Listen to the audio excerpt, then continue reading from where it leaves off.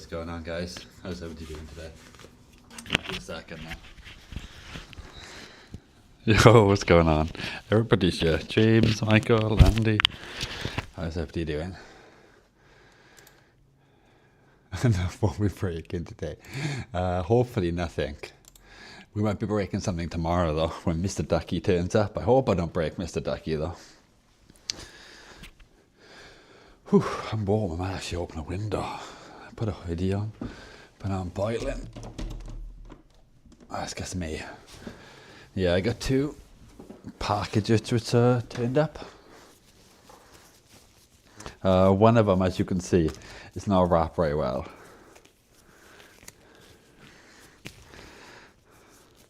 So we'll open this one first out of curiosity. And also, it was a second delivery attempt. So not only has it come from wherever the sender sent it, it's also gone back to Royal Mail and then back out again in this. So we'll see if it's like smashed or not. 60 here, very bright outside, 6 degrees. Okay, I can't see what the temperature is here. Oh, yo, what's going on, hot cows? How you doing? We'll have a look at this one first. So we'll put this one to the side. Also, before I do that, I've got to wait till tomorrow. I've got a 600 LEDs coming tomorrow, UV ones. It's 10 meters. And I'm going to be making a new whitening box instead of using this to try to whiten plastics, which is just rubbish. Oh, we've got this big boy. Hydrogen peroxide. 11.99%, not 12%, 11.99. 5 litres. So we're going to be, I'll test on some controllers here, chemicals. Oh, what's going on, Flo? How you doing? Yes, we'll test, but I am hoping to do like a proper good restore. So I've had my eye on like Game Boy, SNESes, PlayStations, doing like old stuff. Drink it. Hell no.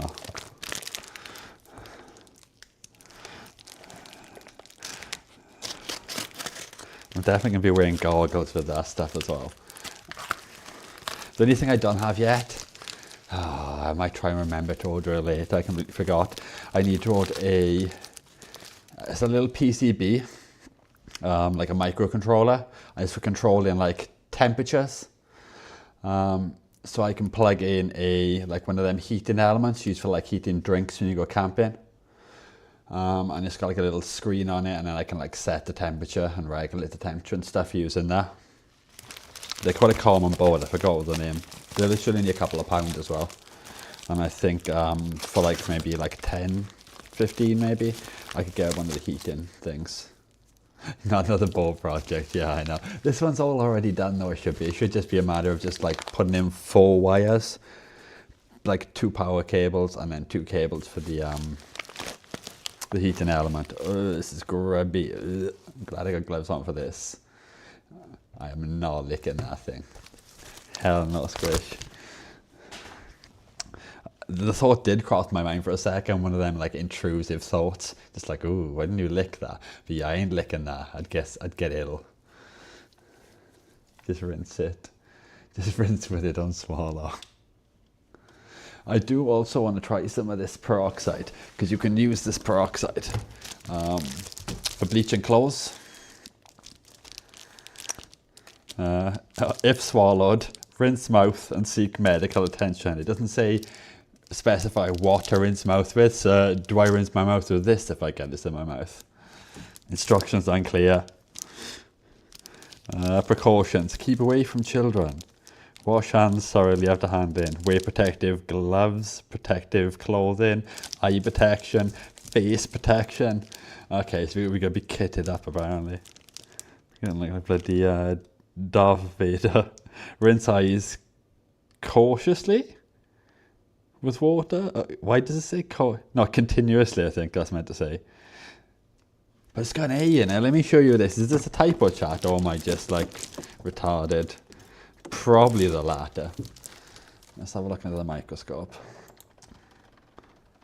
Put some on your hair and dye it. We do have the cream peroxide for that. This one. But yeah, I'm not bleaching my hair. Made in China. Let's have a look. Can we see this under the scope at all? It'd help if it was in focus, wouldn't it? Yeah, like this word here. Like, am I just being stupid? That doesn't say continuously, does it? I swear continuously should be an O. But who knows, because like, I cannot spell at all. But that looks like it's just like cautiously or something. With water several minutes, remove contact lenses if present. Easy to do. Continue rinsing if items to get medical attention. But this is the cheapest one for the largest container I could find. I reckon it's made in the UK. But like, I don't know, sus. That looks like bad English to me.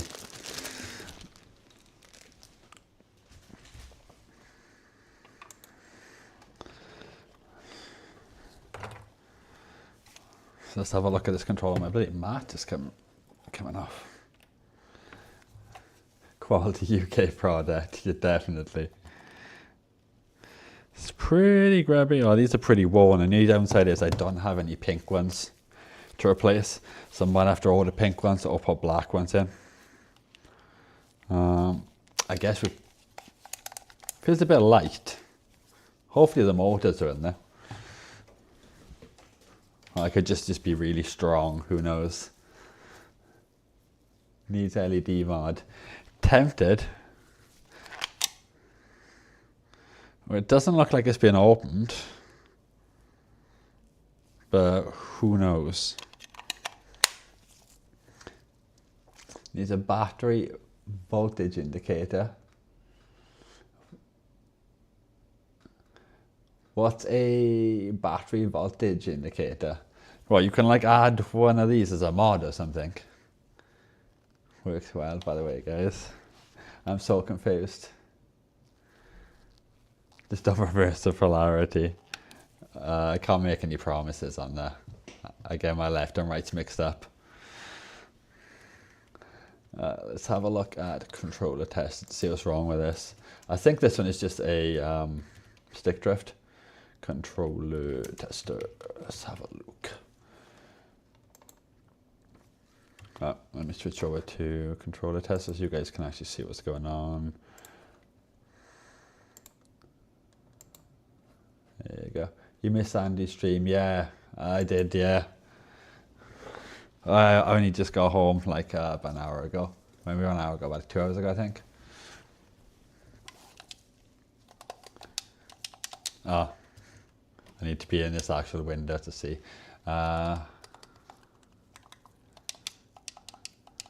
Okay, like they're off center, the sticks.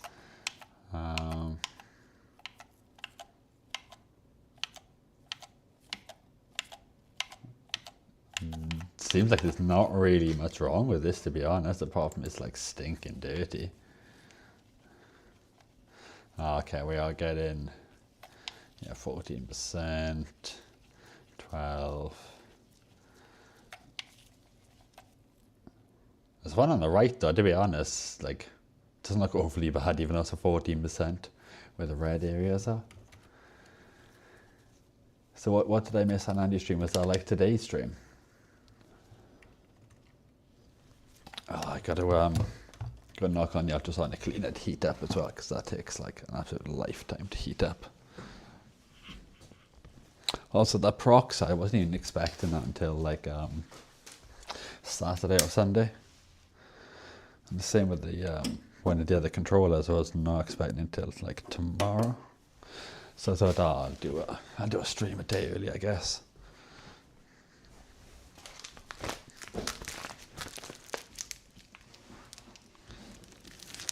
Spin joystick slowly to test continuous spin. Okay, am I spinning the sticks too fast? I probably am. I tend to like rush it. Worth watching the stream back if you missed it. Yeah, I will. It was like today's stream. I seen it pop up in my recommended feed. But I don't always watch the streams back. Only because like I prefer being like on the stream live and in the chat. I feel like I'm missing out otherwise. Watching it back. I did a battery watching it get to my Game Boy Advance SP. Took a long time, but ended up okay in the end. Oh, nice. Okay, yeah, I'll definitely give that a watch. That sounds like that could be a good fun watch. I want to try like some Game Boys and stuff, but like just trying to get your hands on anything on eBay. Let me switch back to this. This not either overpriced or already like trashed, or like somebody who like repairs stuff that's already tried to repair it and just knows that it's like just fuck.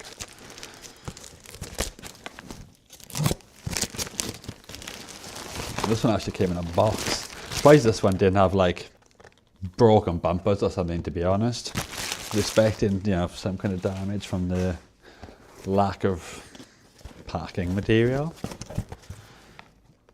I wonder what came in this box. Ah, it's me asking wonder what came in this box. It says right here, microwave lidded saucepan.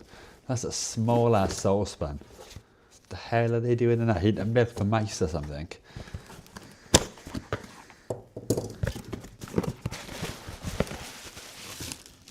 Plenty of bubble wrap.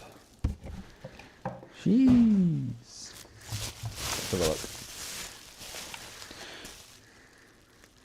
That is some disgusting dirt on them some sticks. Somebody rubbing that in their arse or something. What the hell is on my hand?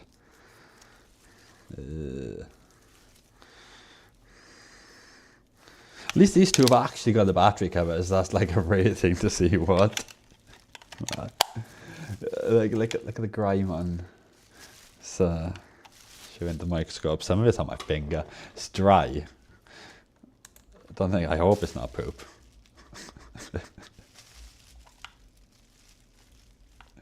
Maybe somebody's been like scratching my butthole with it. I was off my ass with a controller. I don't know, nothing would surprise me with gamers. From chalk. Yeah, you saying gamers are fat. So gamers eat like vegetables, don't they?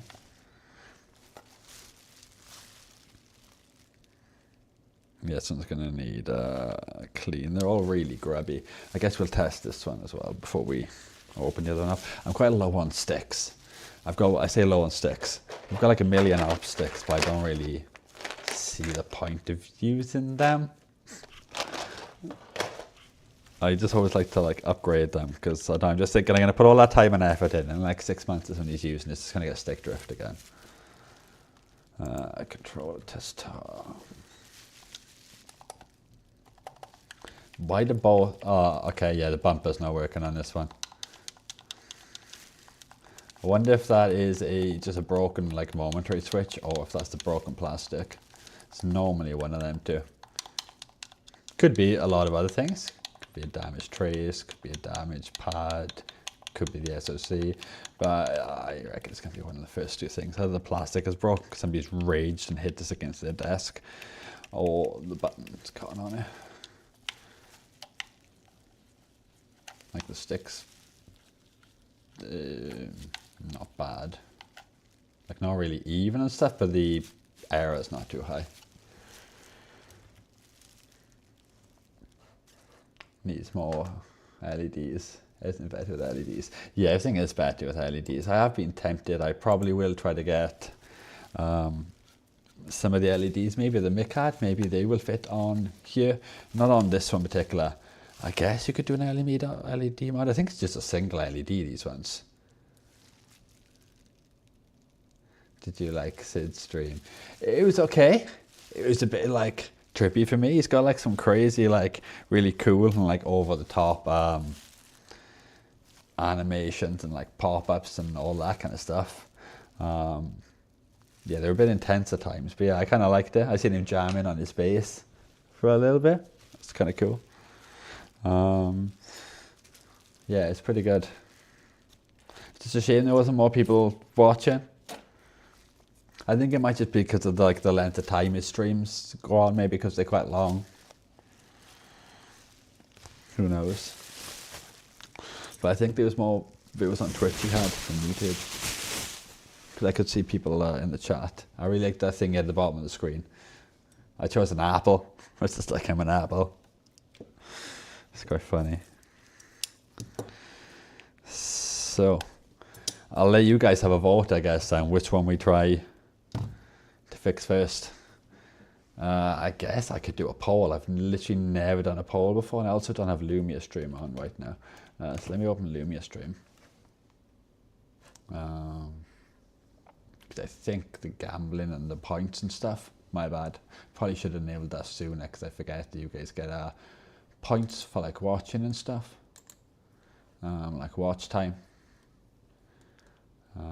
Where are they to? Let's have a look. It is under, I don't even know what it's under, loyalty points. They're called pigeon poop. And you get 150 every 10 minutes. And you can get them from doing alerts as well. The alerts are like YouTube first charter, YouTube subscriber, YouTube session subs, and YouTube likes. But I forgot to enable this straight at the start. So let me just quickly hand some points out. Squish is still sitting at 8k, surprisingly. Let's have a look. Okay, it's only showing, not showing everybody in the chat for some reason. I'm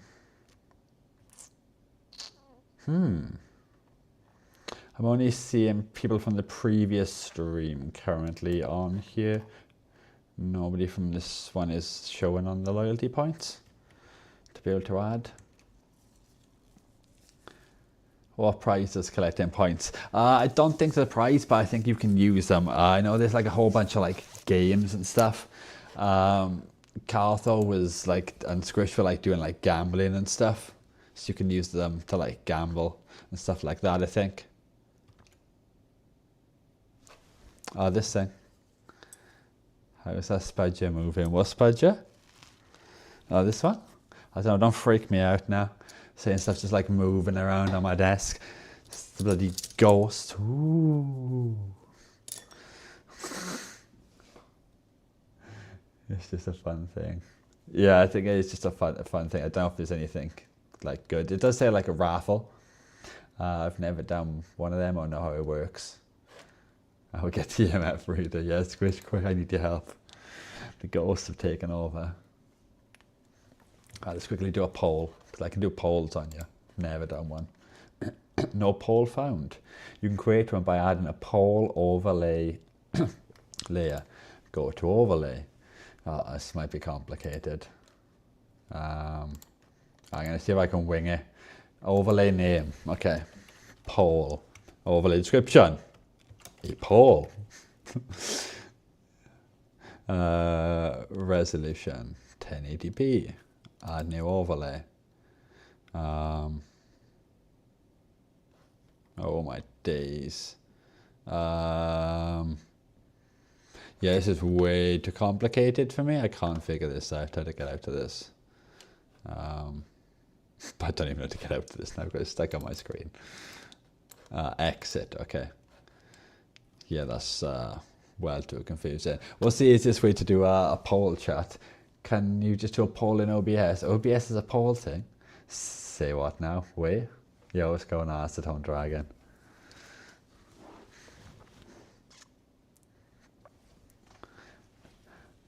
Where do I find polls in OBS? Is there like a stream elements thing? Yo, what's going on, someone? How you doing?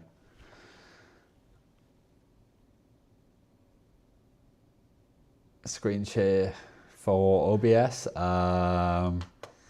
One second. I can't see it under. That's what I'm trying to do. I'm trying to figure it out. Give me a second, guys. Add new window, maybe. Application. I think I'm looking for. Am I looking for application? Display. Do I just capture my display? Or window capture? I'll just do display, I guess. Display capture. Okay. This one maybe? No, nothing's happening. Capture method, automatic, display. Okay. There you go.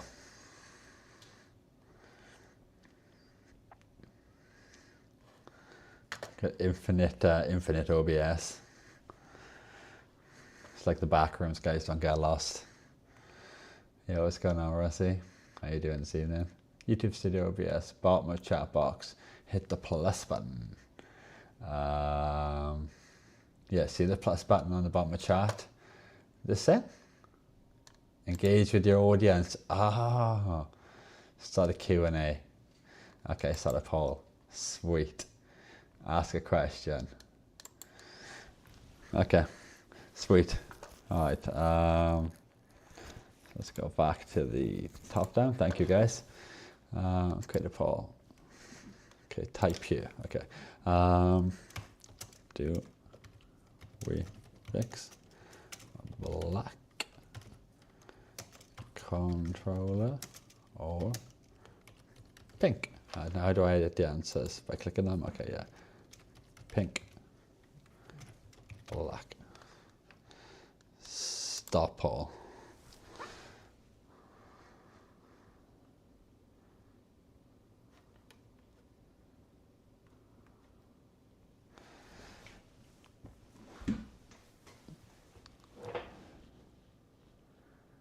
Do I need to set a time for this poll?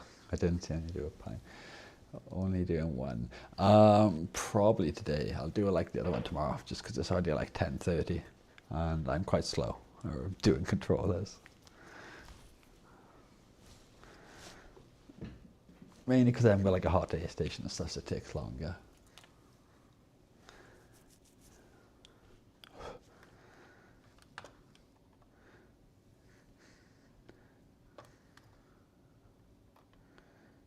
Like, does this poll end on its own, or do I need to like manually end it or anything like that?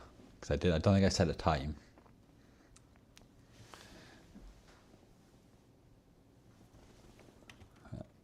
You end it. Okay, I'll end it in a second.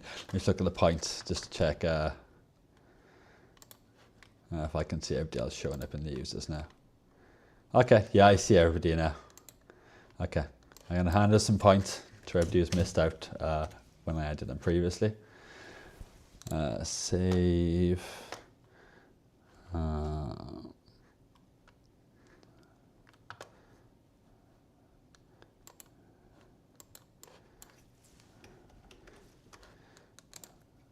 So you have to bear with me.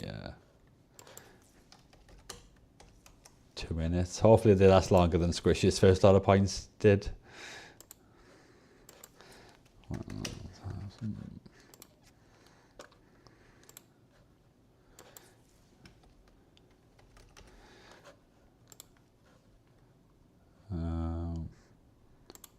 Hopefully I don't miss anybody out.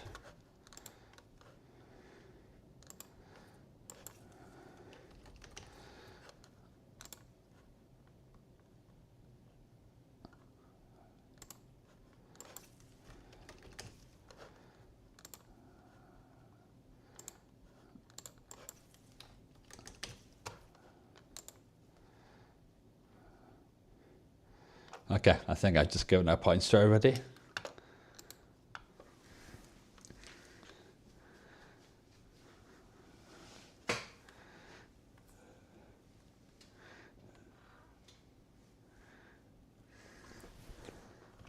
But I might up the amount you get for watch time and stuff like that. Let's have a look. We go to loyalty points settings. I can add, so we put like 200 every 10 minutes, and I will refresh that. And you can also get YouTube subscriber says 1,000, YouTube session subs 1,000, and YouTube like is 500. I've got set up at the moment. once I get more like stuff available on the channel, you can add like members and entrances and super chats and stickers and stuff like that. But I don't think I have that kind of stuff enabled on my account yet. There's I think Carthor last time found a link somewhere. I might be able to find it now. That has all the commands on it. If you bear with me 2 seconds. Lumia stream commands.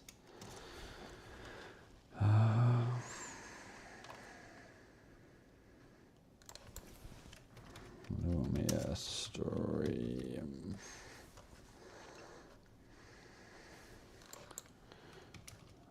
Let's see if I can find this.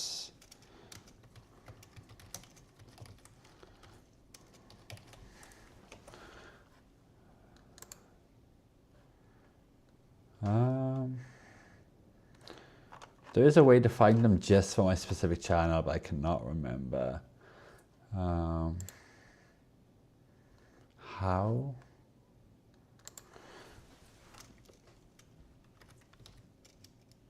Let me try in the history for a second. Oh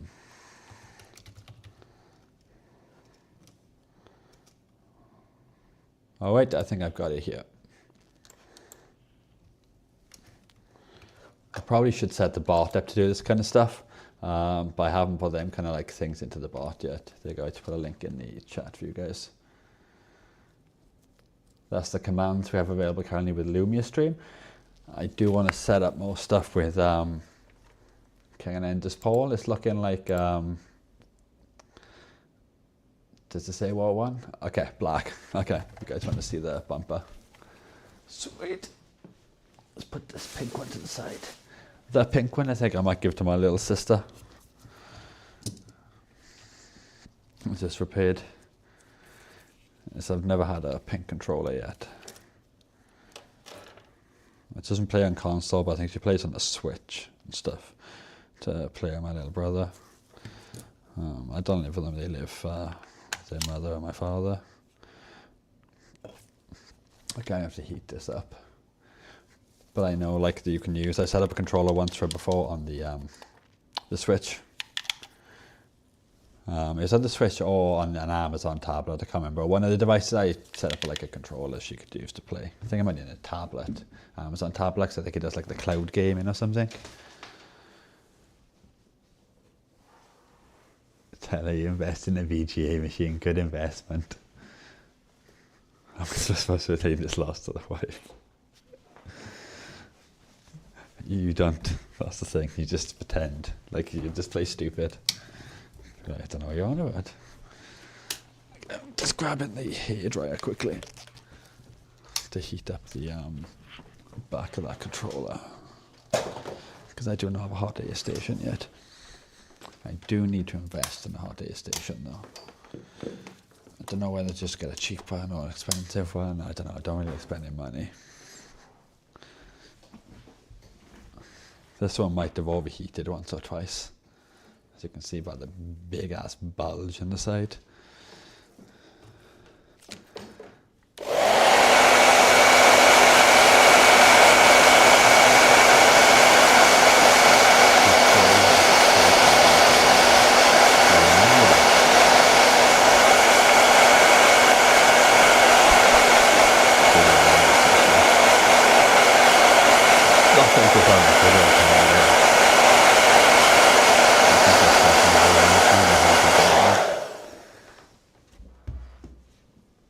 Okay. I don't have a blunt blade now, that's any problem. Let's just use a spooger. Dual, I didn't even realize there was duals. You guys figuring all this stuff out before I can even figure it out. Also, my power supply is coming tomorrow for the chat controlled LEDs. I think it was their 5-volt supply I got or needed to get. Why is this being so difficult? I guess we're going in with a blade.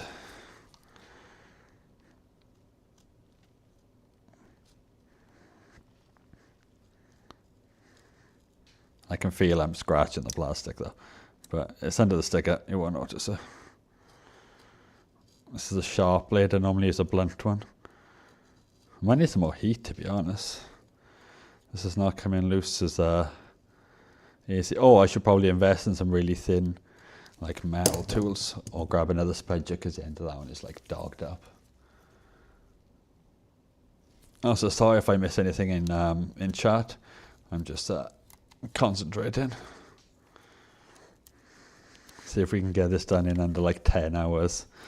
How long it normally takes me. I had an idea. I'm going to try and see, rather than like wicking everything up like I normally do, I'm going to see if I can like solder suck a bunch of stuff out, just to see if I could speed the process up a bit, try to make it more efficient. And also because I haven't got a massive amount of solder wick left. So I've kind of got no choice, to be honest.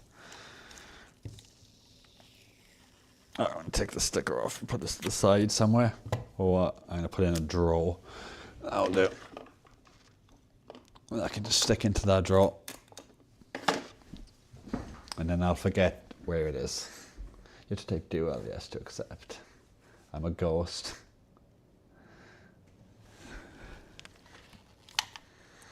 I can't tell if that's where I just scuffed it up. And or if it's just like some sticker residue. We'll have a look now. Get a little bit of isopropyl. I do need more isopropyl alcohol as well. I'm running very, very low. So I've got to be careful not to spill this because I'll cry. Got like none left elsewhere. I did only buy the 1 litre though, which is stupid. Because normally I buy, it's a 5. I guess a gallon or whatever. I think it's around £25 or something like that maybe. And it works out like under £3 I think a litre then, as opposed to I think it was close to 8 I think. Buying just a single litre. So yeah, that adds up. Peggy police. Yeah, police won't work at the moment, the command. Because I haven't got the LED strip plugged in right now. I'm waiting for the power supply to come tomorrow. I could hook it up with this like sketchy power supply we have on the end of the desk here, which I do need to insulate better. But that's like a bit sketch. We'll have like a proper power supply coming tomorrow, like a DC one. And everything's in the box and glued up, so hopefully it should all still work when we plug our DC power supply in. For him to do mist, I'll quickly open this up. This is what we made. I think it was last stream. Can I even get in this thing?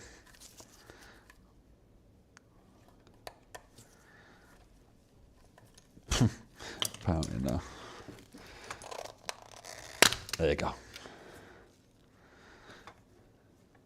Yeah, that's what we made last stream. It's ESP32 and 2 resistors. I think they're resistors or they're diodes, no, they're diodes, I think.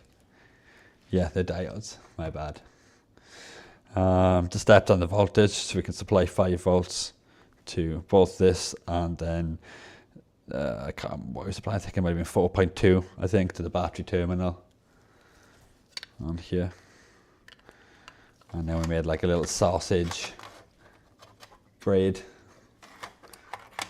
with the cable, a DC jack. But we couldn't find a supply. I only seemed to have like, I think 6, I think we had, and a 12, a couple of 12s. So I did a 5 with a couple of different adapters. I don't have points. Let me fix that for you, Andy. 1 minute, Mr. Swindon. Try not to knock anything over. Users, Andy. Currently says you have 3,200, but now you have more. Pigeon Boober, yeah, what's going on 8-bit? Let me check 8-bit. Okay, yeah, 8-bit hasn't none. Yeah, let me change that for you, 8-bit. There you go. Happy gambling. You damn degenerates. Andy's scamming for points.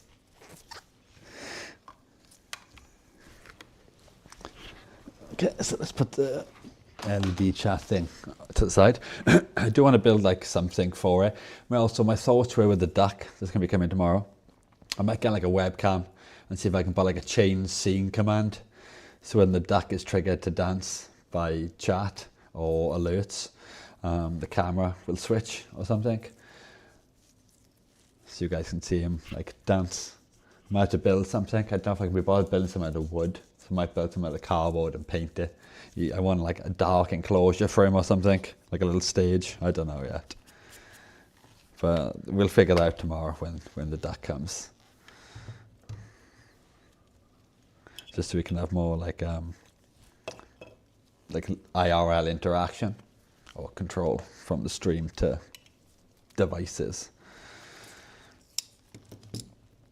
Okay, let me just try and clear some space here. Also, I do want to set up some of them like commands that pop up on the screen and like sounds. I've got like obviously like the sub ones just from like a random stream overlay. I think on Lumia stream they were called like MKH or something. Oh, HFX. But I can't use the ones on Lumia stream at the moment because I'd have to pay for them. But I think I can do them with like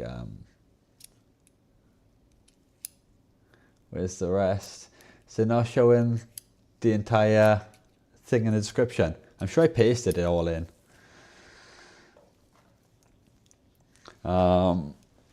If anybody knows how to add it as a command, I can add it in as a command maybe. So it comes up, or I might already do that if you type in tip maybe, I'm not too sure. Is that a command? Okay, yeah, there's the link.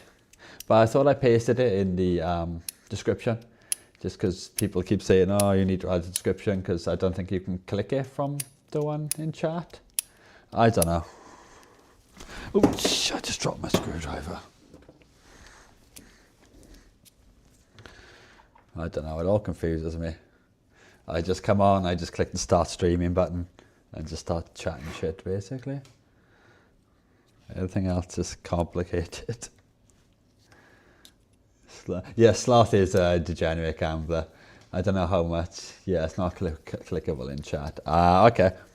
Is it not showing in the description then? I don't know.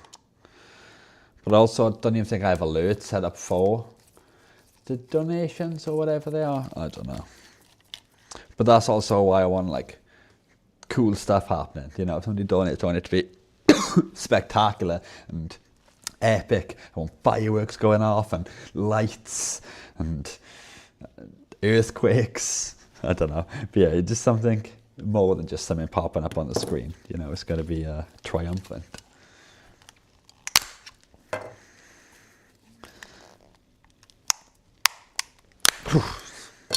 That was a stiff one. It was pretty glued on with dirt. Right, the high Sloth. How's all these points doing anyway? Has anybody bankrupted herself yet? Let's have a quick look. I go to loyalty points, users.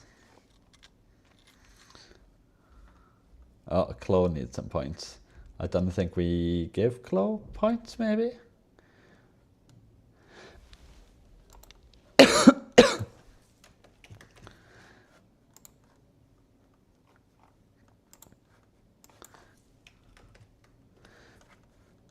Okay, there you go. Anybody I've seen who didn't have points, you have now been blessed. Ew, that's some crusty dirt on there. It's literally so thick, it's like on the verge of falling off.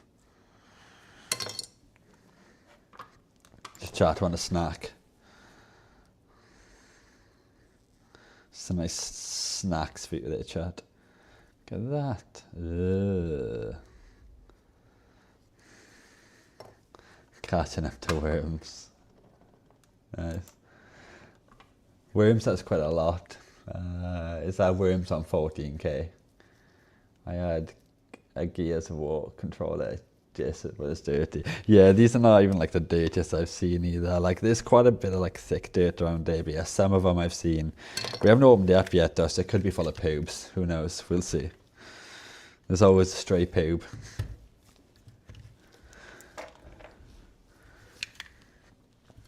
We should be doing bingo, I guess. Be like, is it going to be damaged? Has somebody already tried to do this? Is it going to be a stray pube? Where's it all on Andy Dewell? I'm going to put that's a screen for the watch right there as well. Probably should tape up the other side.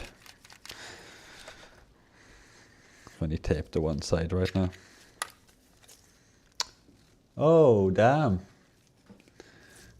Somebody just tipped. Let's have a look at that. My activity feed is not showing. How do I refresh the activity feed? Oh, damn. Sorry, guys, I missed that. I'm trying to...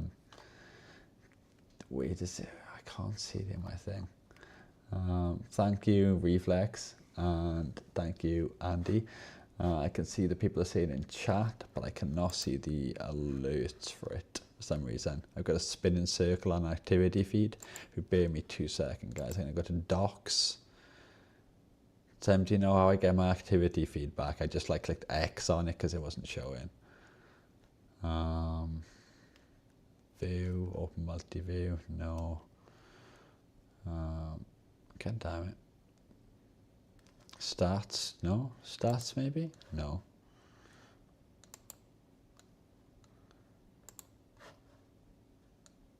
Oh, I don't know how to find that doc now.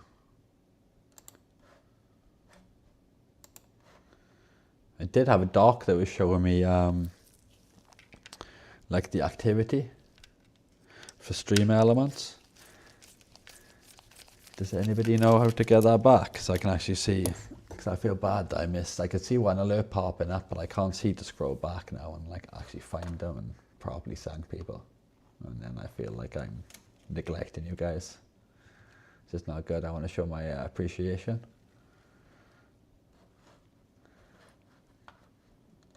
I thought it would have been in the docs. Yeah, thank you, James, and thank you, Reflex. Is Reflex Michael, yeah? I'm assuming it wasn't me. Okay, apparently it wasn't James. So this is why I need the... yeah, Reflex is me. Thank you, Michael. Check OBS top of screen and the docs tab. Yeah, I can see that. Maybe was it a fault? Was it a...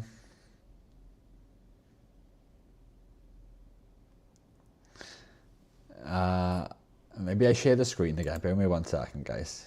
Guys can maybe help me find this. And the docs, because it was like here, but it was spinning the same as this one was. So I thought maybe I could like close it and reopen it. But I've closed it and now I don't know where it is. I clicked stats, but it's not stats. It might have been a browser doc. But then I don't know how it was added automatically when I set up stream elements. I don't have to tip. Other people do it for me. Oh, see, I want to see who it was now, so I need to thank them. Looks like Ace maybe having stream issues again.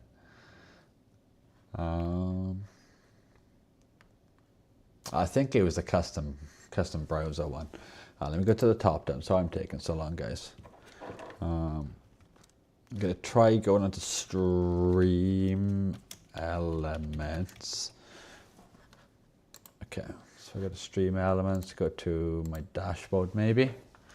Maybe it's on here somewhere. I can see activity feed in here anyway. Yeah, it does say JFix for some reason.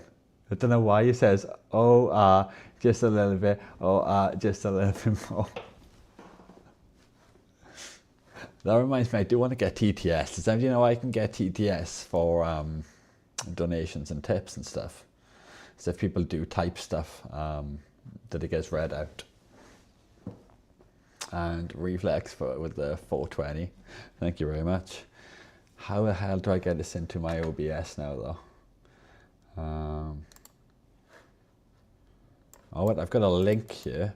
So if I copy this link from a pop-up window, I go to docs. I might have figured this out, chat. Doc name. I'm going to call this activity feed. And I'm going to go to URL, paste that URL, apply. And I have a white scope. Wait. Stream elements connect with YouTube.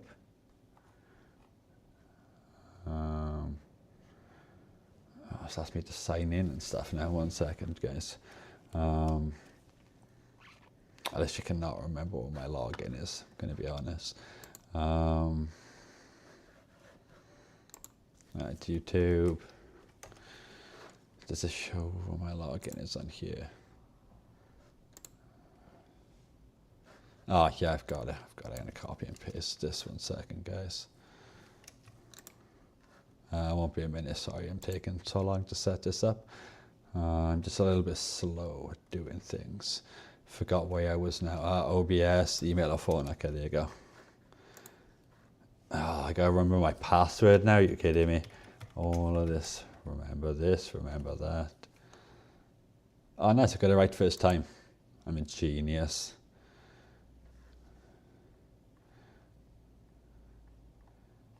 Oh, wait. Accept. Is this going to be the right one? Oh, no. It's just showing the wrong activity feed now, though. It's just... Oh, it's so confusing. Dayfix is a pro, yeah. You're going to have to teach me that, James. Oh, I love that. Oh, man, I love that song. Do you like my amazing singing as well, Andy? Oh, like, this is so confusing. Oh, wait. No. Tokens, account ID. No, I don't want any of that stuff. I just want the activity I just had. I know it's gone. I'm just seeing a bunch of like other random stuff. Oh, this is so confusing.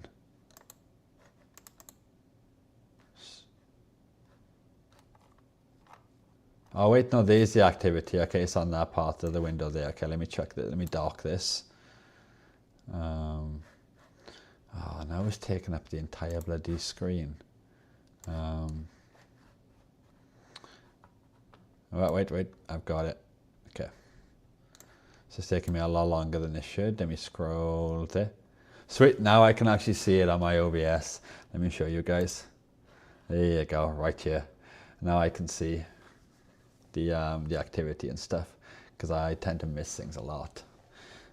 Sorry, I went away for a minute. What are we on about? Don't worry, I was literally still trying to figure out who donated and stuff, and how to show it on the how to see my alerts after closing them.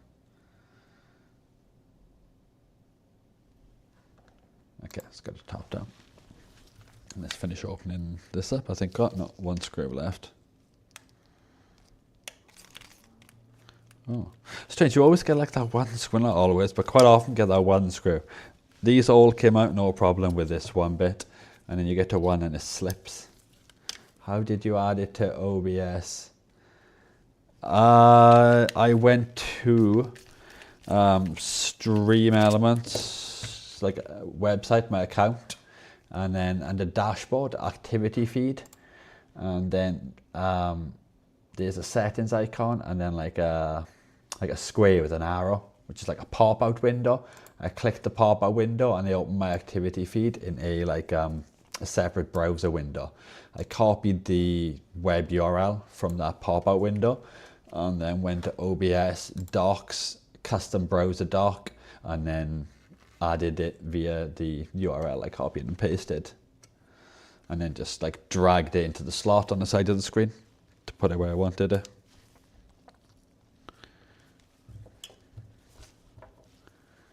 What size is that now? It's the middle one.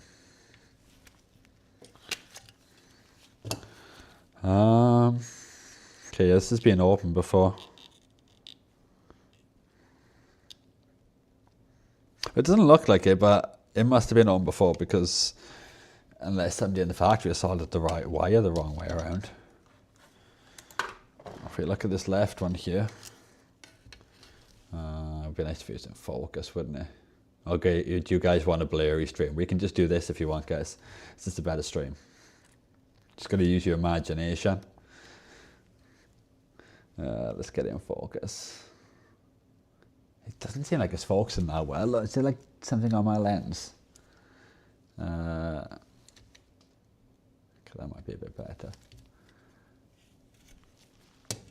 Yeah, this wire here is solid from the inside. Let's put this a bit closer for you guys. That's a bit better. Yeah, them solder joints do not look factory, do they?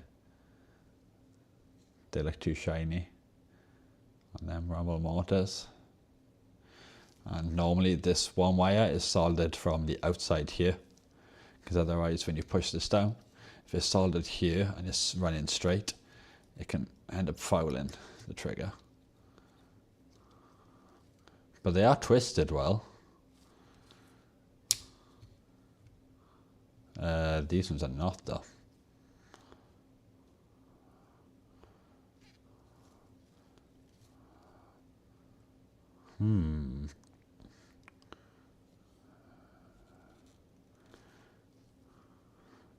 Because they all look fine to me. They all look factory.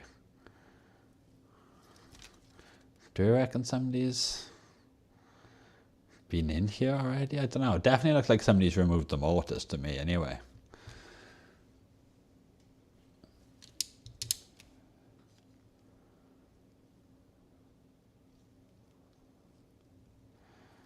But I don't know if anybody's messed with the triggers at all. Doesn't look like. Who knows? Doesn't really matter. But just curious. Okay. Gonna need to find a box to put all of these in. I don't know if I have. I need to get more boxes. I have like way too many plastic boxes, but they're all full.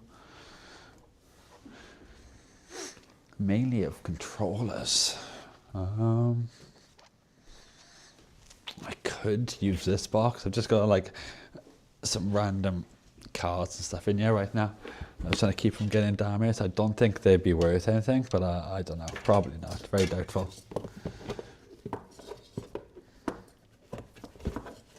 I know I have like a load of wrestling cards somewhere. Some of them is quite damaged, I think, though. But I don't know where they are, because I know I had like hundreds of these at one point. Yeah, that's quite damaged and a bit wavy. Nitro. Some damaged Pokemon cards. I've got a shiny Sting, but that's, as you can see, not in good condition. Oh, does MD remember these? Digimon.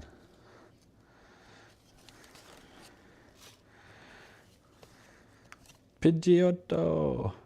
Pidgey.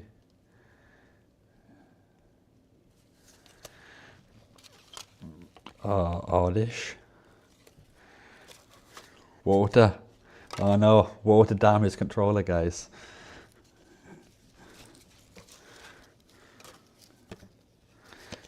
Rock. I'm just dropping stuff everywhere. Ooh, that's shame that's damaged. There's a nice card. Dark Water. Oh, Sparrow. Meows. Another Sparrow. Ooh, Imposter Orc's Revenge. This one, I think it's just from the movie, when the first Pokemon movie came out. But yeah, that's also not in very good condition either.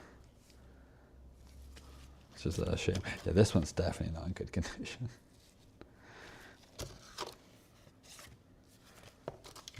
More water.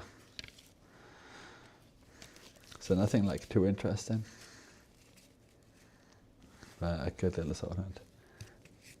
Battery went flat before you could. Well, what did I miss? I'm always like a week behind. Okay.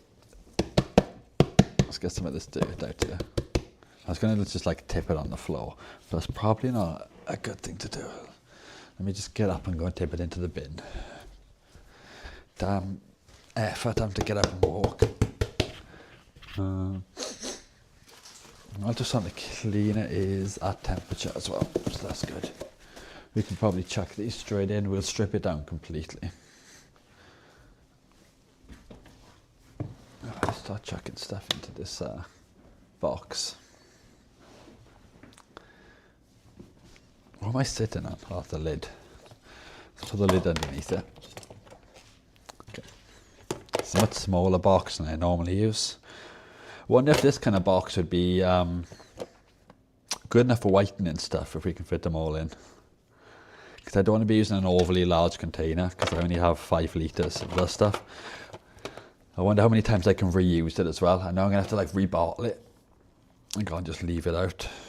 Yeah, these are worn. We clean them, but we'll put them in a box.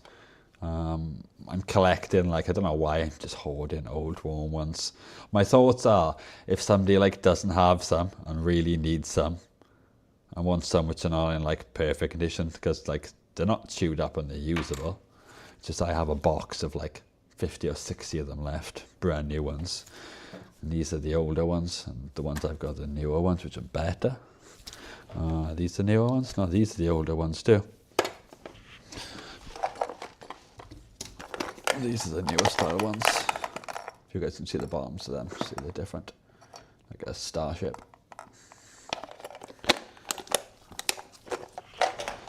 So the newer revisions use. Put that in there, that in there. I'm glad I've actually got a battery cover for a change.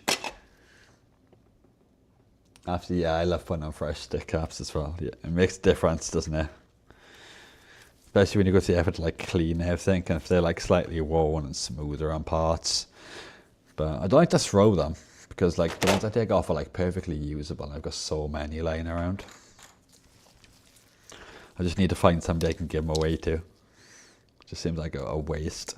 Because I've seen some people, and some of the controls I've had, and they're like literally missing sticks, or somehow they've managed to remove all the rubber and it's just hard plastic left. I don't know how people are doing that. They must be like chewing on their controllers or something. The issue with this one is the left bumper. I think it's broken plastic, I think, but we'll see when we take it off now, just because this one looks lower. So I think it is a case of broken plastic. But yeah, the left bumper is not working.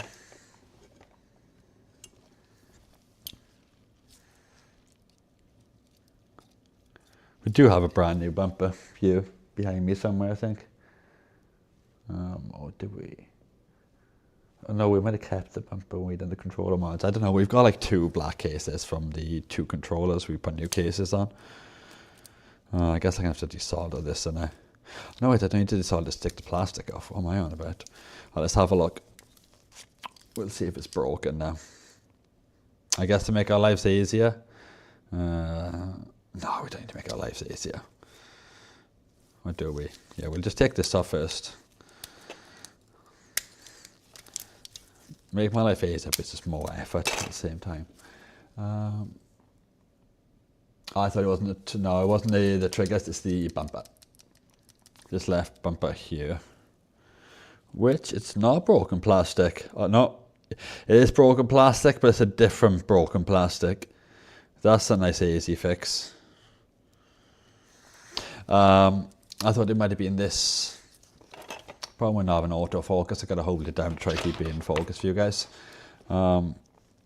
Sometimes this like middle joining piece of plastic breaks, and then you can't push the bumper down. But it is the actual bit of plastic that pushes down onto the button switch, and it is not completely snapped off. I could probably show it in the microscope, might be a bit easier, wouldn't it? Trying this in focus for you guys. Oh, 1 second, I just hit. There you go. I don't know why, this just seems quite blurry. I don't know if it's the screen. Too much light. No, the microscope just looks a bit odd. Oh yeah, there you go. You guys should be able to see that. It is here. So you can see it's pointing at an angle. It should be like this one here.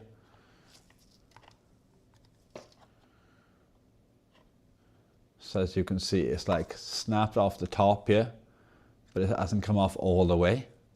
And it's just pointing at an angle rather than downwards. So it's not going to be making contact with this switch here. But at least it's not completely snapped off or missing. Just a little bit of glue and that'll be fine. I put new ones on mine, but my stick came with rubber on the plastic things, but I just put them over that. I'm not quite following, sorry, Squish.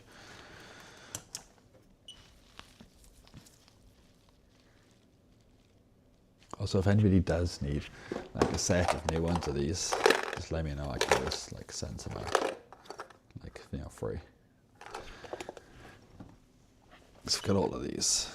They weren't like super cheap, but they weren't overly expensive either. I do need to place another AliExpress order for joysticks because we have hardly any. We'll probably use the last of doing this now, to be honest. The TMR ones we got, because we've got 2 pairs of these and 1 pair of these ones left.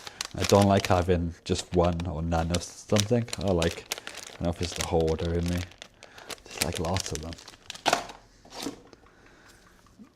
I bought the plastic stick things that you push on, and they came with rubber on. Oh, okay, like these.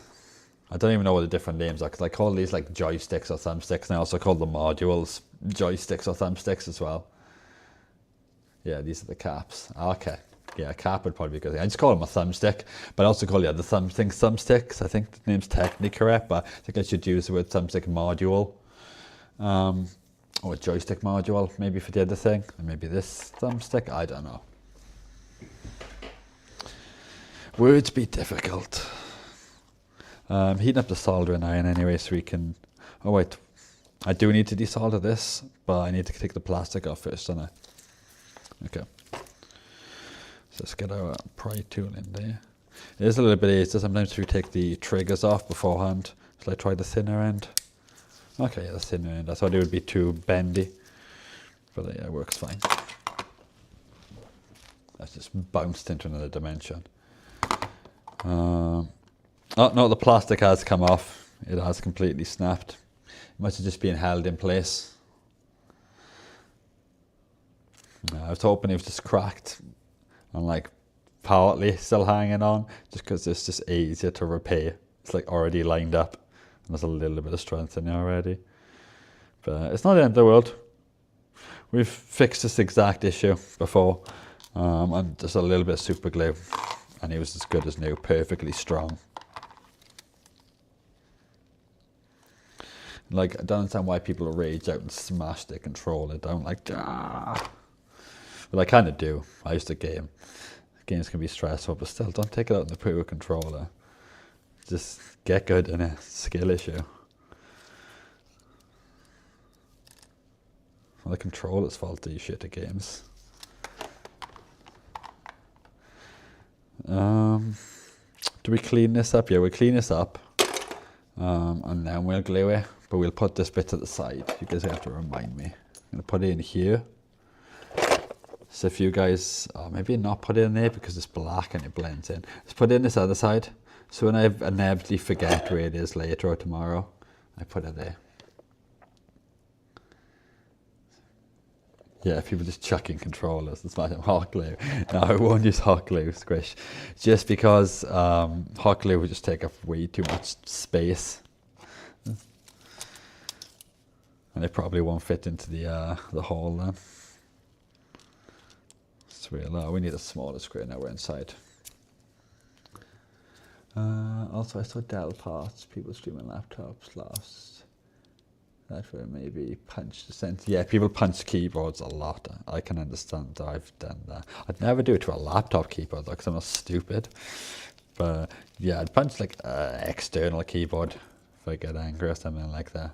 But within reason, I'm not going to like wail on it and break it. Just use like a moderate amount of force, just enough to, you know, satisfy my rage, but not break it. But like just one like this, like a Logitech keyboard, like this costs like nothing. If it breaks, it breaks. But I would definitely not punch a laptop because the motherboard is underneath the keyboard. That's when you're going to end one way. With you being more angry and pissed off because your laptop's broken.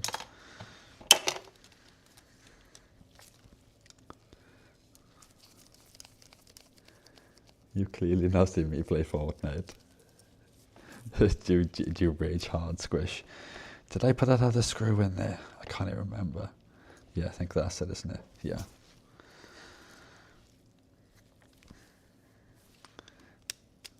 Yeah, I haven't played Fortnite in such a long time. Guarantee if I went to play on it now, I don't have a clue what was going on. It's like them memes when you haven't played a video game. Damn, that's... Yeah, I think maybe this might have not been opened, and whoever was working in the factory was just like, nah man, I can't be arsed anymore. Because, yeah, let's have a little look at this under the microscope. First I was like, oh, what are they doing with the soldering? It's either their first day or their last day and they just don't care. That soldering thing first, I was like, okay. And then we come over here and we look at the adhesive that's been put on the rumble motor.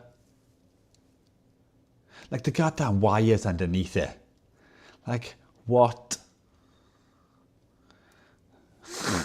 I've never seen that. This person just like zero fucks given. Yeah, he was making these things. Yep. Someone in a factory in China. Just like, fuck you, Bill Gates. I will not do a good job of making this controller. Like, that is shoddy. Never seen that, and that's going to trigger the hell out of me. Gonna have nightmares over that. I guess we desoldered. We've got everything we need out. I'm not clean. Oh, I need the buttons and everything, don't I? Right. I guess we've got to take the board out for that, haven't we? I always forget. Why do I make such hard work for myself? I've also put a million things right in the paths of where I need to walk to get to the ultrasonic cleaner. Just because, you know, why not make things more difficult for myself? So if you me like trip over, you know what's happened. Yeah, so we want to get these motors off, and then we'll take all the boards out and get to the buttons on the front.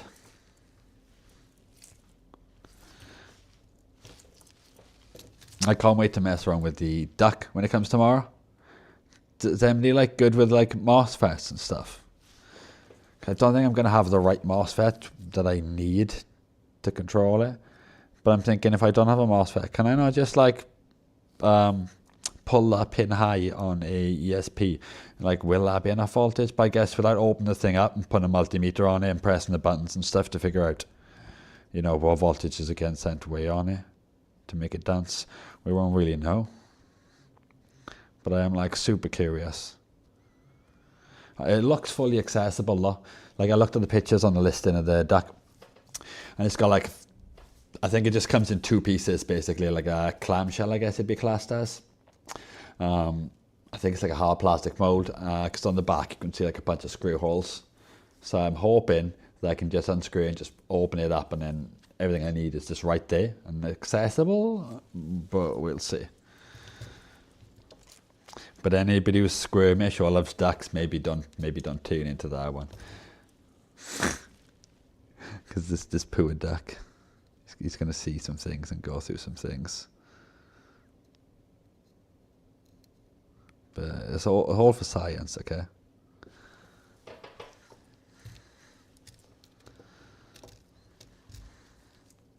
He will be made better and stronger.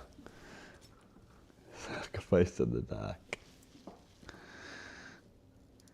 Yeah, I still want to try and get this duck a pigeon, like a jumper or a t-shirt.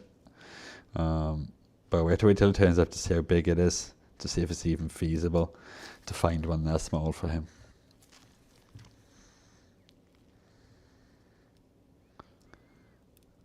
He can be like our mascot. Oh, there's still a wire on here.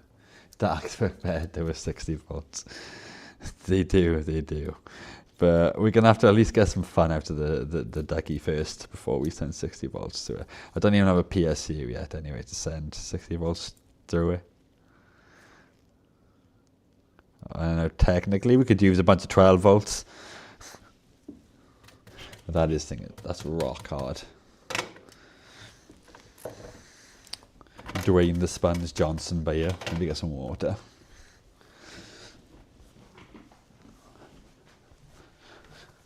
I do need to buy some of them brass, like a brass bench. But, you know, money.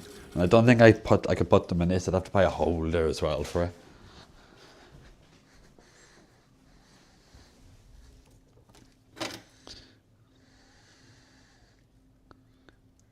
Okay, there you go, SpongeBob.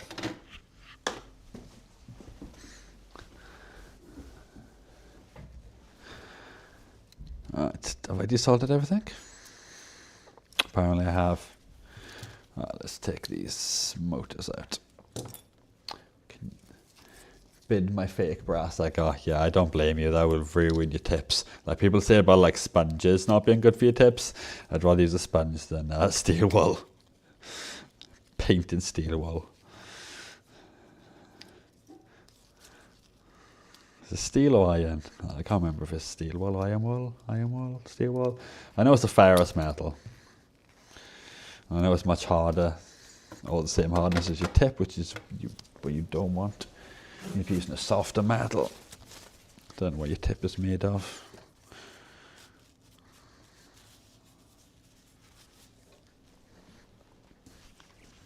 Okay, let's unscrew the rest of this. Hopefully the new one I ordered is real. What one did you order, Michael? Like, where'd you get it from? Is it like a Harco one? Is it pronounced Harco or Heiko? I think it's Harco, is it? I'm awful at pronouncing things. But I don't get like a 3-pack of them for like a reasonable-ish price, but still, it's money. I could probably buy like a controller for that to work on. This does not want to come out. Just make sure I'm not missing anything if I force anything. All the screws are out, everything's desoldered. Okay, I think it's just being stubborn. Let's give it a push. There you go.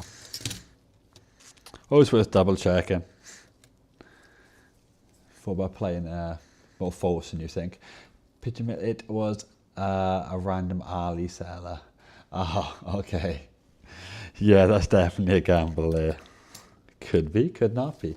I don't think it could be made out of any other metals, but if it is a ferrous metal, it will be magnetic. So if you've got a magnet, you can always test it. If you don't have a magnet, you could possibly make an electromagnet if you have a power supply. I assume you can just get a coil, just coil a bit of wire and run current through it.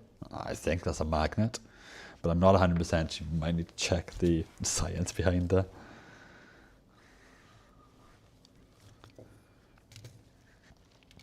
But I assume you have a magnet at some point, some foam.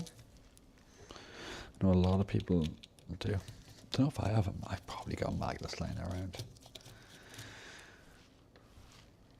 If I don't, I need to stop buying lots of magnets. I have wanted to buy loads of like small neodymium magnets for like projects. But actually if I get a 3D printer, I think the idea of embedding magnets. I've seen one where this guy, he had it like designed, see the cavity made out for it, but he'd like pause this 3D print part of the way through and pop a neodymium magnet in and then continue 3D printing, so the magnet was embedded in the 3D print. Which opens up like so many, possible applications and stuff for that. Just like you can snap them together, store them, all kinds of things. But I don't have a 3D printer. I do want to get one, like the Bamboo Labs one with the AMS, but they're like how expensive, it's like £600 to £800 or something. And then I also seen a resin printed the other day. And I was like, damn, them things are crazy. So I also now want a resin printer, just because the print quality on them looks absolutely ridiculously good. I don't know how good they are structurally, but yeah, it looks really nice, the quality on a resin printer. Sync button here. Chuck that into the box. Membrane. Surprised I'm actually remembering what these things are called. Almost every other stream we're doing controllers, I'm like the thingy and the thing, because I constantly forget what things are called. Either that or it's like midnight and I'm half asleep, struggling to exist. home button. But I'm not tired yet at the moment. Jeez, it's actually 11:30. See, guys, I told you when I said earlier, it takes me like an absolute eternity just to do a controller. I haven't even like done the sticks or anything yet. I've literally just taken the case off. The mid frame looks good, and I'm also lazy and really can't be bothered to rewrite and route this and remove the D-pad and everything. D-pad is dirty, but I can clean that D-pad by hand with a toothbrush and some cotton buds. It's not the end of the world. I gotta remember to put this in. I guarantee that's another thing if we were playing bingo. It'd be, does Pigeon Milk forget to put the controller jack back in? 90% yes. Because I always forget. We have 2 of them here, which I need to figure out. Or will I forget to put the motors back in? Because we also have, where are they? Over here, a box with a bunch of them in. Ignore the things on the top.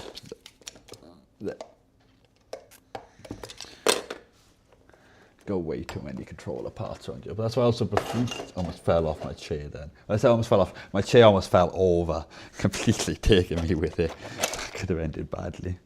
Would have taken the camera and the lights and everything with me. Can I cash in, please? How much you have? 19k, Squish. Jeez. That's a lot of pigeon poop you have there. You're rich in phosphorus. The Hago brass brush I have works really well. Only 16 Canadian dollars. I think that's what CAD is it?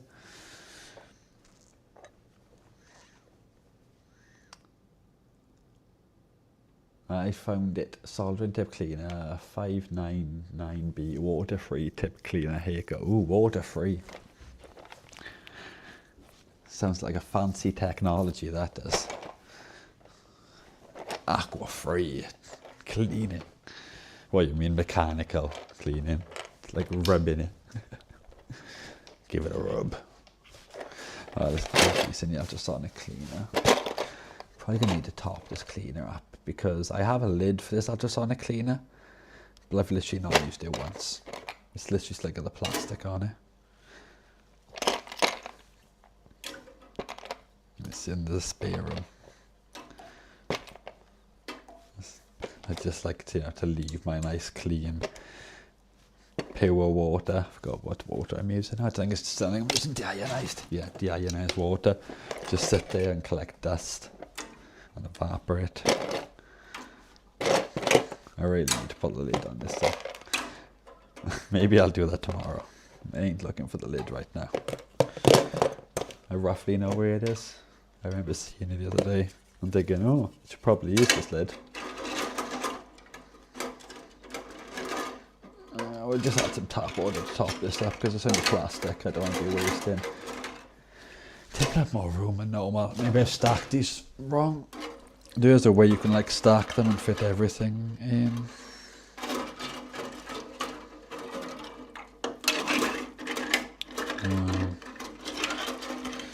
I have fitted everything in here before. That's a bit better. Yeah, we're gonna add some tap water to this. Just because this, we're not cleaning electronics right now. Just plastics. Plus this being all good for cleaning electronics. This sat here for about a week or so. So it's definitely picked up what you call like ions and stuff, which will make it electrically conductive. Basically, once you've used it once, you've cleaned the PCB, it's probably picked up ions and trace contaminants. We'll put a little bit more cleaning solution in here because I literally cannot remember if I've got cleaning solution. I've just knocked something over in there as well. Oh, it's just a plastic container, it's not the end of the world. I'm going to put a bit of this cleaning solution in, guys. I know it is technically a PCB cleaner and a flux remover. I've used it on the plastic before, it's fine. Some sketchy no brand cleaning chemical. Let's put a little, tiny little bit in. Because you have got to be careful with plastic. But I do know the controller plastics for the Xbox. They're pretty robust, they're not really that reactive. I don't know if I was using acetone or something like that, might be a different story. I know some plastics you can't even use IPA on because they like mark. But literally the best thing you can use to clean most things is just hot water and then some soap. Basically surfactants. We do have a big box of surfactants here though, because I was making a kind of dangerous concoction before. Let's see if I can find the surfactants I've got. Like a Lyal something. Let's have a look. Because I also bought like one of them foam attachments for a jet wash. And it's a hydrosulfic acid. What's the stuff called? Let's have a look. Sodium hypochlorite. I do have other acid as well. Is it hydrochloride or something like that? Yeah, we've got this sodium lauryl sulfur acetate. Yeah, this is a surfactant base. I can't remember if it's an ionic surfactant or a non-ionic surfactant though. But that's basically what they use in soaps to make it like foam and lather and stuff. And we've got some 15% sodium hypochlorite, yeah. But you do have like other acids and stuff.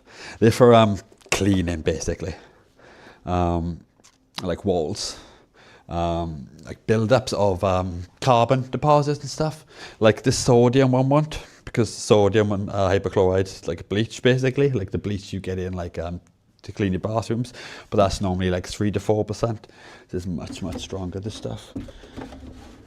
But that will work on organic stuff, but it won't work on carbon. But that's where the brick acid comes in.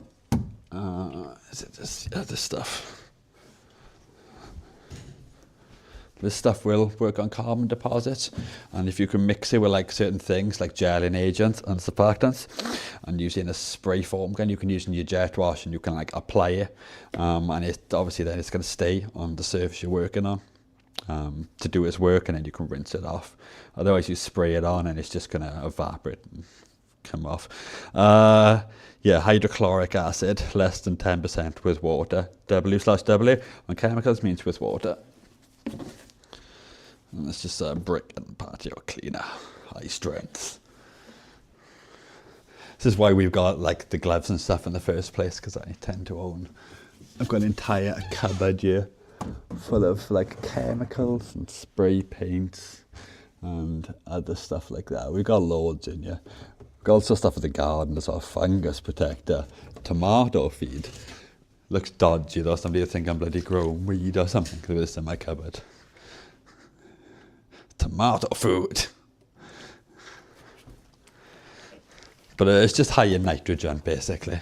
It's this. Yeah, I like chemicals.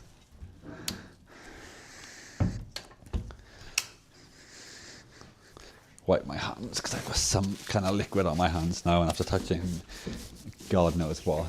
Yo, what's going on, Greg?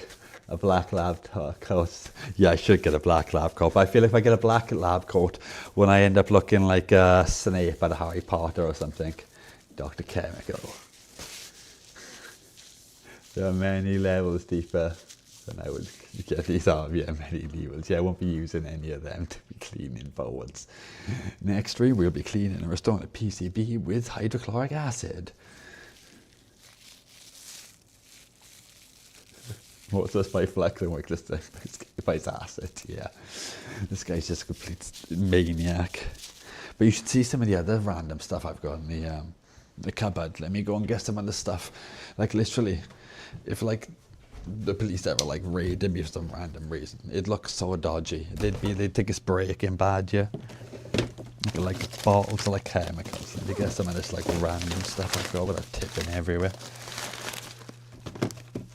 Like the amount of like just random stuff that we've got. Oh, we do have boric acid somewhere. I think that's in the other room. That's a powder. You've got to be careful with that. It's very toxic. Fit into your channel by your maintenance cleaning service. Yeah, these are like literally, it's like Breaking Bad. Yeah, this one is just a, I think it's considered a cathode. I can't remember if it's considered a cathode or an anode. Like a sacrificial one, but this is zinc. Big sheet of zinc. But then we've got stuff like this, which just looks a bit sus. It's like big bags. For like, it looks like crystal meth or something. Let's have a look under the bloody, the microscope. It's showing up like the crystals. I don't know if you can see there.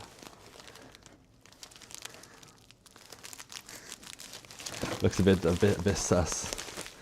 But this is like some kind of resin wax. I can't remember the name of it now.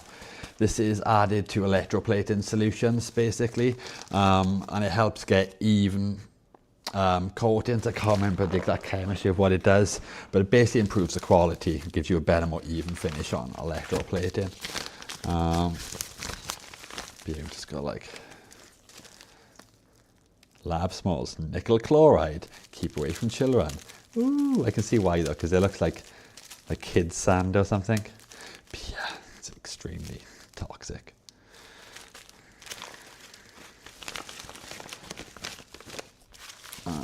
And here, bath salts. We have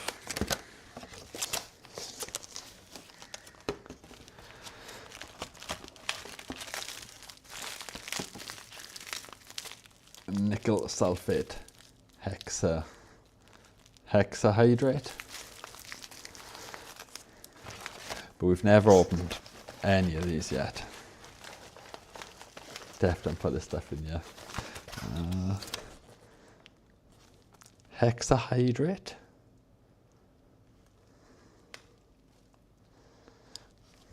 I think it's like a nickel plating solution, so I think I put this into water. It's been so long, and then I think I'd have a plating solution, but I can't remember.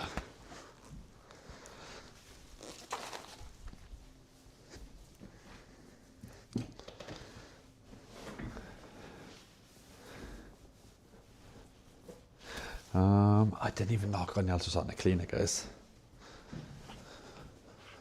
Bear me 2 seconds. I just dumped everything in the ultrasonic cleaner and didn't even knock it on. Okay, go brrr. There you go. Now go brrr. I close door. And your salmons, when you mix them all together, hell no. I do have like other small little chemicals here, but they're only small little bottles, like the plating solutions.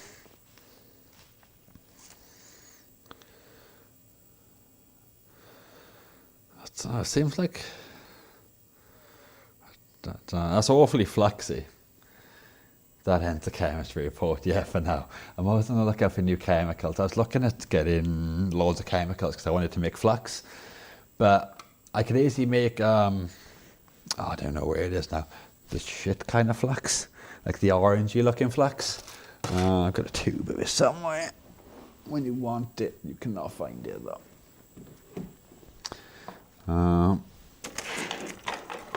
This is what I get for having such an organised desk. It's literally right there in front of me. Like this kind of stuff is really easy to make. Basically, there's probably like a gelling agent, a thickener, IPA, and rosin. There's probably not much else in there, but making ones like this, you need, I can't remember the correct word. I'm going to say denatured, but that's not the correct term.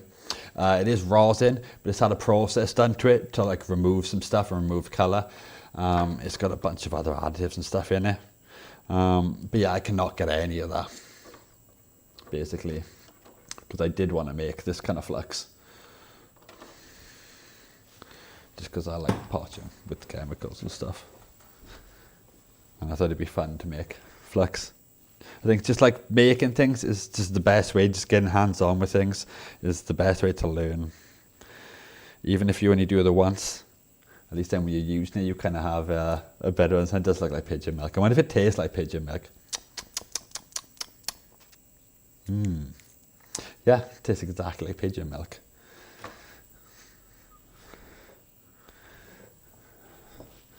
So I guess we'll remove these sticks. Chuck new ones on. Might as well. I'm going to need a PCB holder for that anyway. I need to put this away somewhere.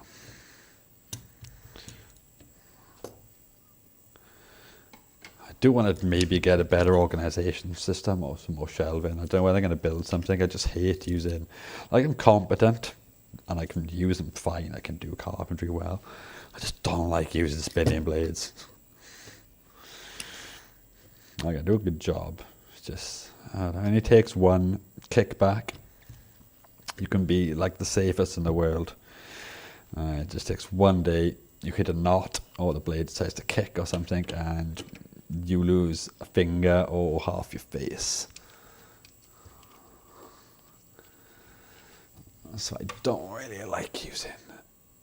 I don't mind using hammers and drills and stuff. I can deal with drilling a hole in my hand. I'm sure I'd survive. Or bashing my finger with a hammer. But cutting a finger off takes like a split second. We do have a circular saw here somewhere.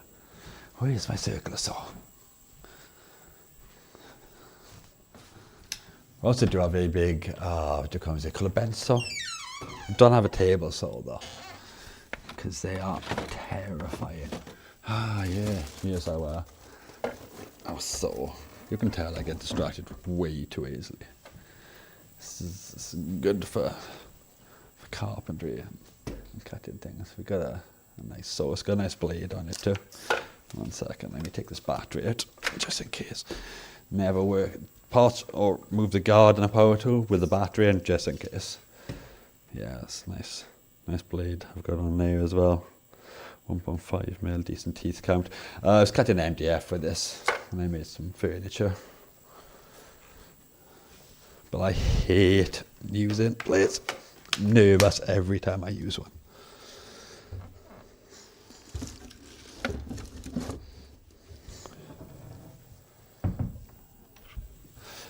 And cutting takes me longer when I'm using them because I push down harder than I should be, just because it kicks back, and obviously then you create more friction. That's why I use a push stick. Yeah, you can use a push stick, but even when using a push stick on a table, so like I know people who have been using a push stick and yeah, they've like lost half of their face because even with the push stick, it kicks and the timber or the material can just come flying back at you. And I've also heard of instances where people have had push sticks punch a hole in the wall. They've hit a knot or hit something and the push stick has just been kicked by the blade and it's just punched, it's gone straight into the wall, embedded itself in a wall. Obviously like plasterboard, drywall, not like a brick wall, but still. Yeah, sketchy and dangerous. So I like CNC machines, but I don't have a CNC machine. They're very expensive, and obviously there are certain carpentry stuff you can't do with a CNC that I'm aware of. Like if you want to do like miter cuts and, you know, certain like dados and, you know, cutting, I guess you can cut channels and grooves with a CNC, but you can't do like miters and stuff, I don't think. I know a guy used a push stick a week later. Yeah, the spinning blades be terrifying. I got some nice hand saws. I got some nice vintage hand saws here. I'm fine cutting for most things. Like cross cuts and stuff, I'll just use a hand saw most of the time. It's only if I need to do rip cuts, I'll use stuff like that. Because my thoughts are the less often I use it, the less chance I've got of injuring myself. Because you guys have seen me, I built a viewfinder, go away. You guys have seen me, I burn myself constantly with a soldering iron. I can't be trusted.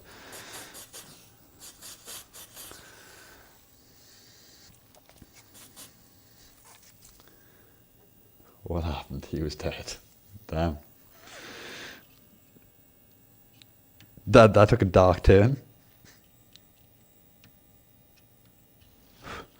Guess this ain't no Disney movie. Oh, my iron's on 340. I lowered it because I was working on, like, I think I was working on small boards, probably the, what they call development modules? ESPs and the breadboard things we were working on.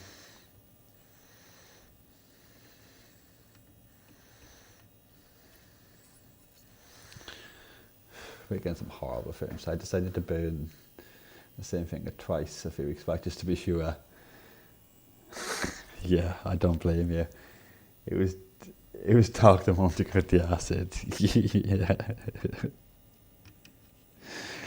Yeah, it's some kind of like torture stream or something now apparently. Just like, yeah guys, here's acid if you ever need to dispose of any meat.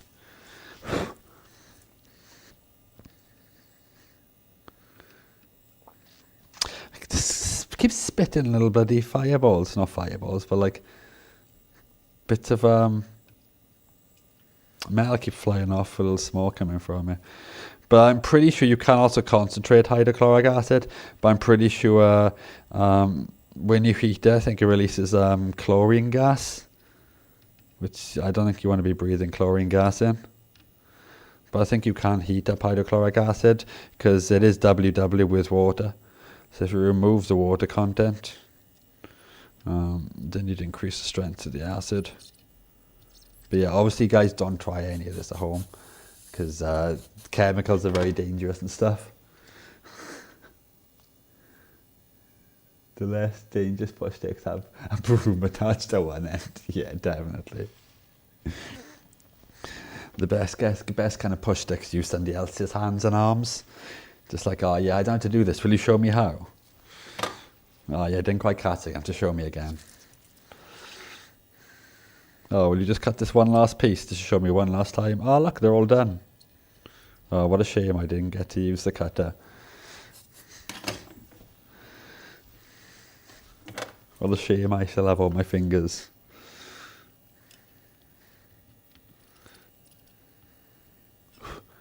But I would like a CNC machine because I would like to do more stuff with like wood. But I can't buy everything, I guess. 3D printer, CNC machine, like mills and like some of them like 3-axis mills or whatever it is for like milling stuff.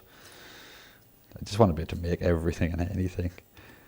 Basically want an entire factory in my house. It's an entire manufacturing unit. Just to use once or twice, just for like on a random whim. Because I'm like, oh, I want to make a case for this. But I would be broke in 2 seconds if I bought everything I wanted. But there's just so many cool things out there. I'd love a UV printer as well. They are super cool. And like one of them cool like laser cutters. Just everything basically.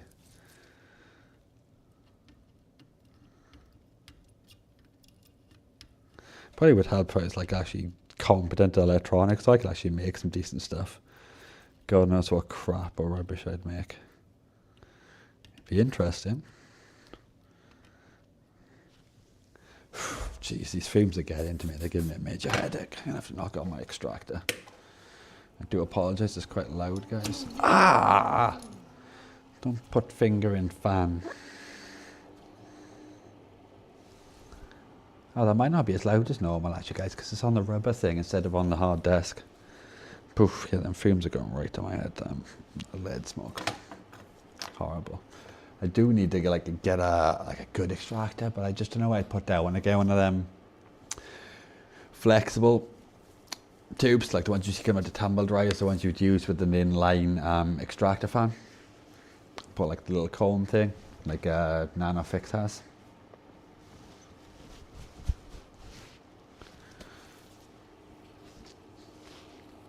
Alright, let's put our soldering extension. Oh, yeah, the soldering tip on here. Little screw one. With hot air, it'd be much better because we could then work on other controllers as well. I don't think there'd be. There's basically no money to be made doing this anyway. You know, £5, £10 maybe. You know, slave labour, about 50p an hour at the rate I work.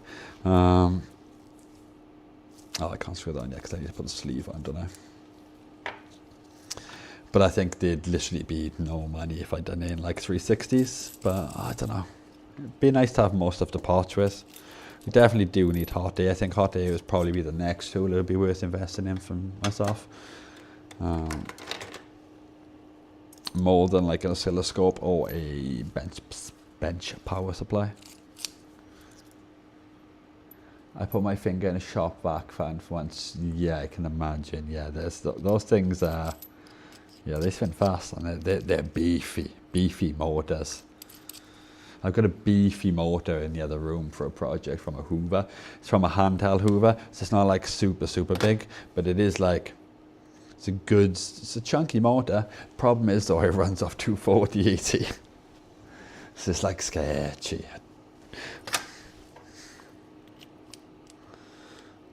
It's probably got an inverter. It's going to have an inverter because a motor can't run off AC current.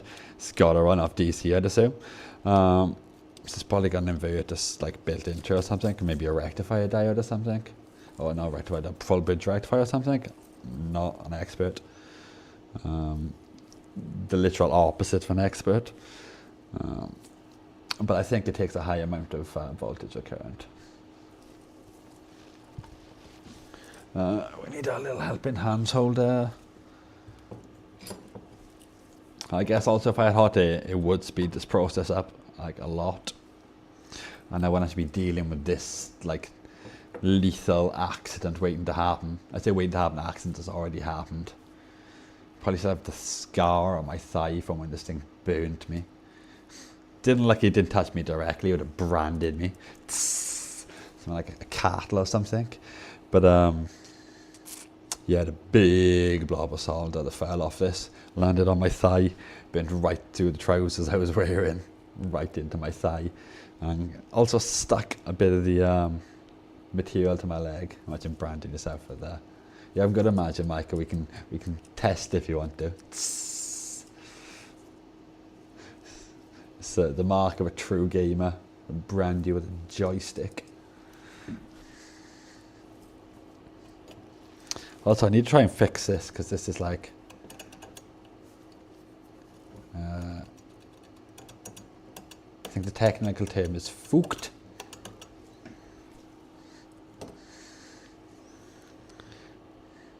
Looks like it's been through the wars. That's why also I need to pick up next. I guess technically it is a chemical because it's oh, I forgot what acid it is now. I'm going to say muriatic acid, but I don't think it's muriatic acid. Vinegar, white vinegar. Obviously, we got the weak one the other day. This one, there's an absolutely nothing, but it's very, very weak, like a couple of percent. To see what acid it is, but no, it doesn't say. I always forget what acid white vinegar is. But this one's absolute rubbish. Yo, what's going on, Fortifix? But you can get a 20% one for like commercial cleaning and other stuff. And that stuff eats rust in seconds. So I do want to get some of that. Because I'm keeping my eye out. I want to do some like big major transformation restores because I'm more into like restoring than repair. Mainly because I'm kind of incompetent to repair and I can clean stuff. Much easier, and also do like the fixing, and I don't mind fixing plastics. I can make like stickers and labels for things. Obviously we get the chemicals for doing loads of stuff. So I do want to do like some of them. If you're like an old dingy Game Boy or something, like Game Boy original, yellowed, battery acid leak and stuff from corrosion on it, because we've got like a lot of stuff to do, a lot of that cool, quite visually satisfying stuff. Like we've got all the electroplating stuff. If we need to re-electroplate stuff, I can make replacement stickers and labels.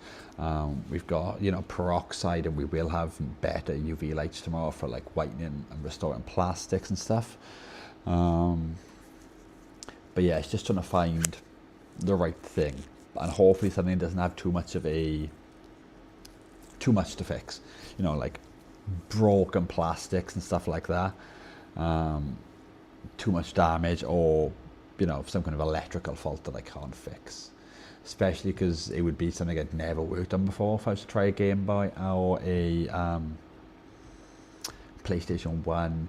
SNES seem quite popular. Generally I want something that's going to be like light in colour, preferably, just because they tend to yellow more, and hopefully then I want a stark contrast between the before and the after, just because it kind of like looks more satisfying when you got something that's really grubby, dirty, rusted, you know, etc. And then if we can get that, obviously not going to look new, but in good condition. Obviously some plastics that might have micro scratches, some deep grooves that you're never going to get rid of. Technically you can use plastic filler, sand in, respray, but you know, there's a point where you've got to draw the line in restoration. Where, you know, at a certain point you're not really restoring it at that point, then you're like modifying it or changing it when you start painting and doing certain things. So it's not like a car which is already painted. I'm going to heat up the solvent iron and I'm going to go and grab another drink, guys. So I will be back in 2 minutes. I'm also going to take my gloves off because there's probably chemical residue over these. Don't fancy drinking chemical residue. Also ignore the sweat from my hands on them gloves. If you guys ask nice enough, I'll bottle it up and sell it. I hear streamers do that stuff, bottle up fluids and sell it. I hear there's a good market for it. 2 minutes, guys. Keep an eye on the cat. I forgot that was magnetic.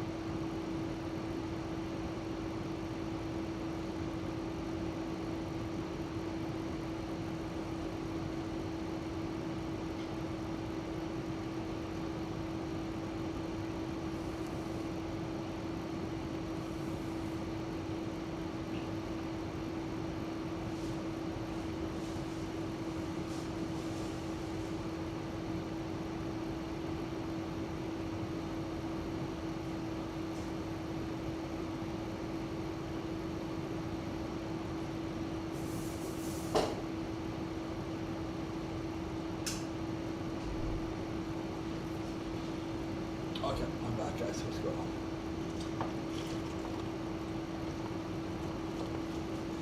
Yeah, let's go on board the fix. Okay. I kind of got scared. I came back and there's smoke coming from this.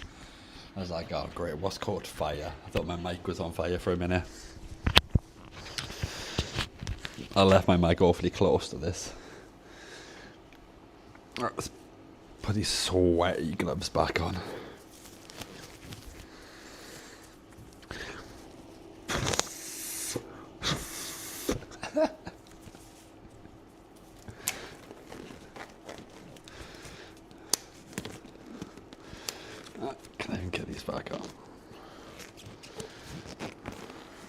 can't even get these on now.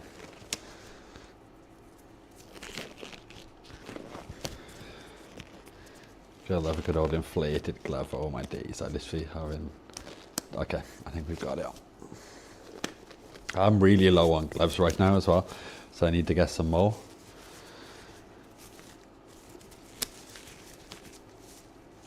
So, anybody have any good recommendations? I'll probably stick with black gloves. I like black gloves. Like, I wear black quite a lot.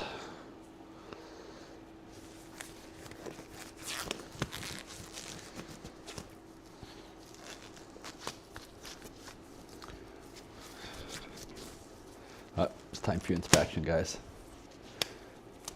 Touch your toes.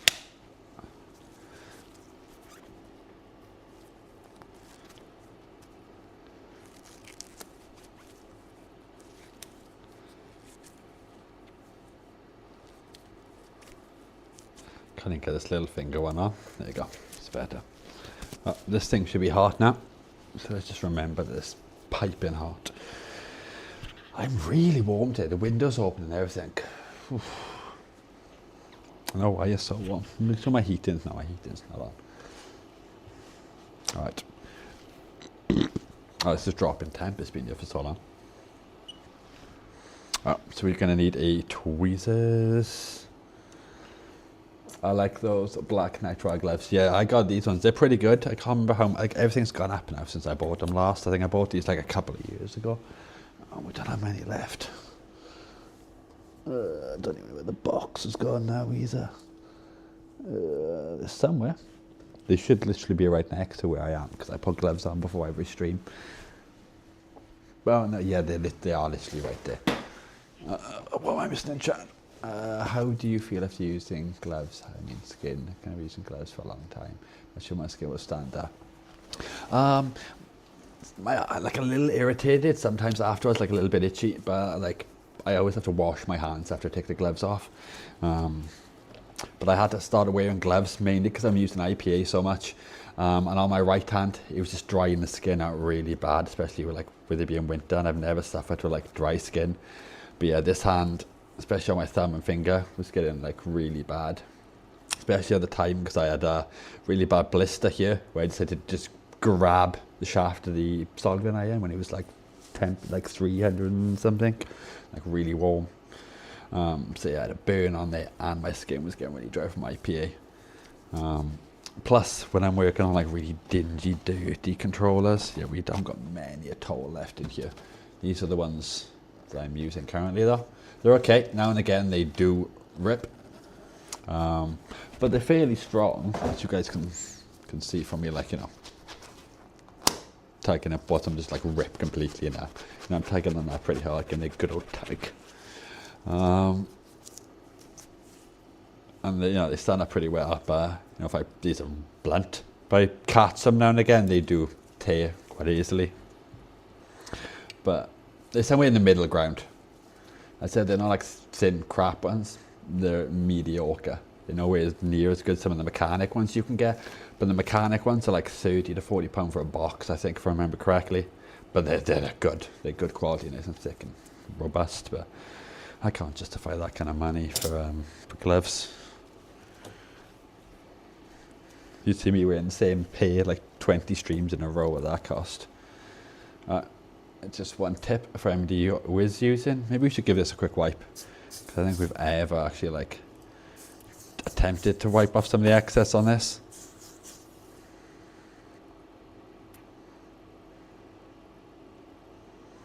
Still a lot of excess on this. But you always want to make sure this thing is tinned up well. Because obviously if the pins go in this hole, you can see the size of the holes compared to the legs. And A is a really good insulator. So unless you've actually got solder in there to make physical contact, surface to surface contact, jeez, all that burnt flux coming out of that hole, then the pins are not going to come out. Especially with the ground pins, they're much larger and wider, but mainly because the legs are a little bit wider and larger. But it means they're being bigger holes. They're more likely to not be making contact. More prep work you can do beforehand, because obviously you know, when you're working on electronics and boards and stuff, you don't want to be keeping the heat on it for longer than necessary. Come on. There you go. So one out.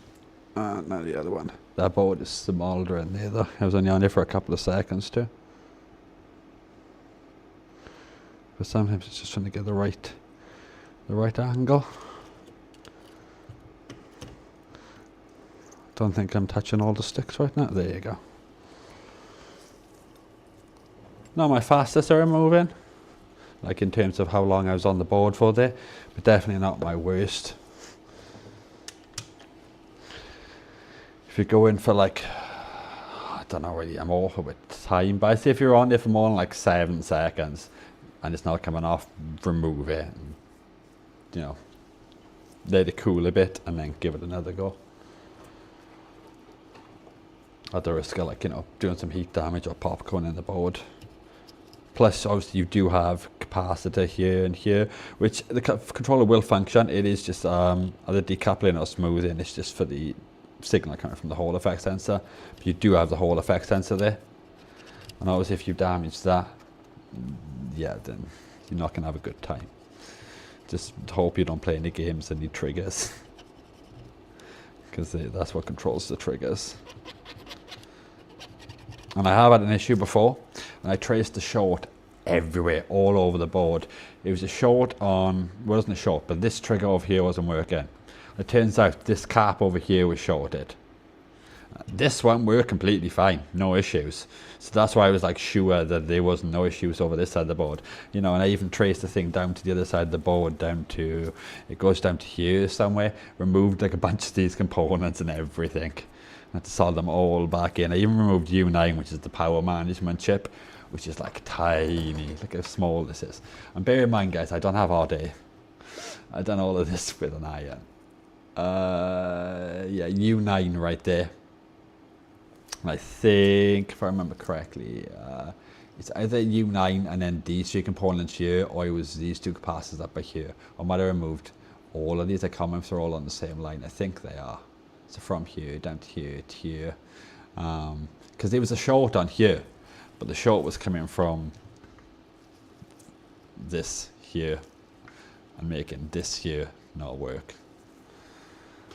What temperature do I use? Normally when I'm desoldering, I use like 370 because this is like quite a large tip.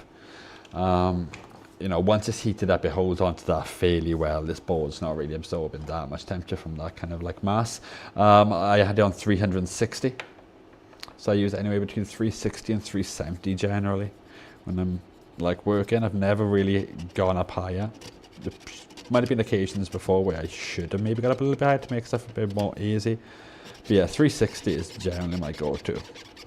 I'm using a T12. So if I've got like, you know, it's a larger, this doesn't want to come off right away, and you guys can't even see it's not in frame. See, obviously being a larger tip, more thermal mass, and I'm obviously working on controller boards and stuff. It's not as if I'm working on, you know, like a PlayStation or an Xbox motherboard, which obviously you can have a lot more copper in it. Yeah, this does not want to come off, this. I didn't think we'd burnt the flux that fast.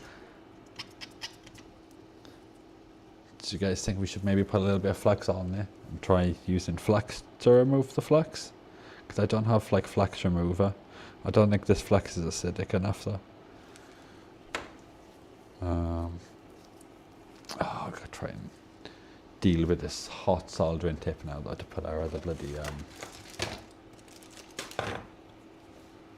get these little pliers I used to handle this, because this takes forever to cool down. I ain't waiting like 15 minutes before I can handle it. The shaft's not too bad.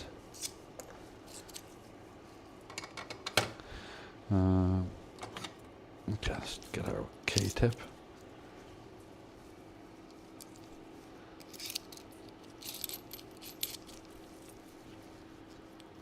Yeah, I do want to also heat it with hot air. I don't have hot air, sadly. That's probably going to be the next thing I'm going to get, but I still don't know whether to get like one of them cheap £40 ones or like the £200 one.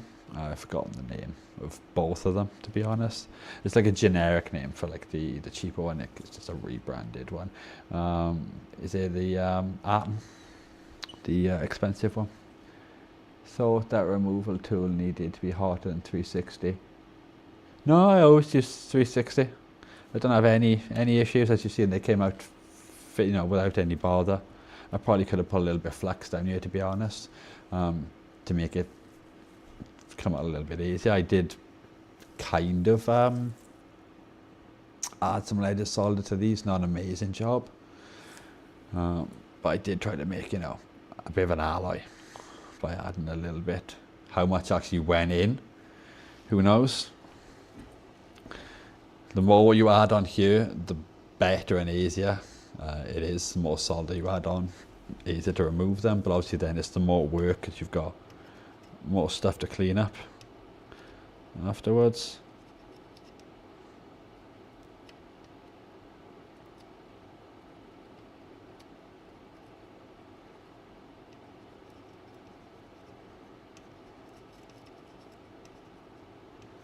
Okay, let's clean up right.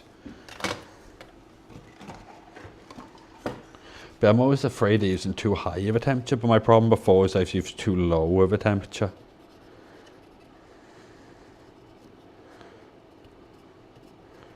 Okay, there you go guys, there's a little cleaning tip for you. Apparently the dive's going to work in every instance, but you don't need fancy flex remover. Maybe for like more stubborn burnt stuff, who knows. But as you guys seen, I was scrubbing with just the IPA and nothing was happening. I don't know if it was the heat, just the fact that we had like a little bit of liquid to help like float the solution in.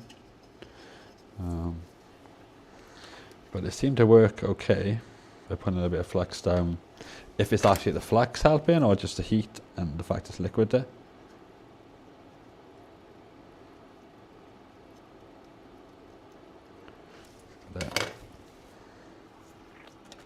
Seemed to help to get some of this burnt flex off. Flex to remove flex.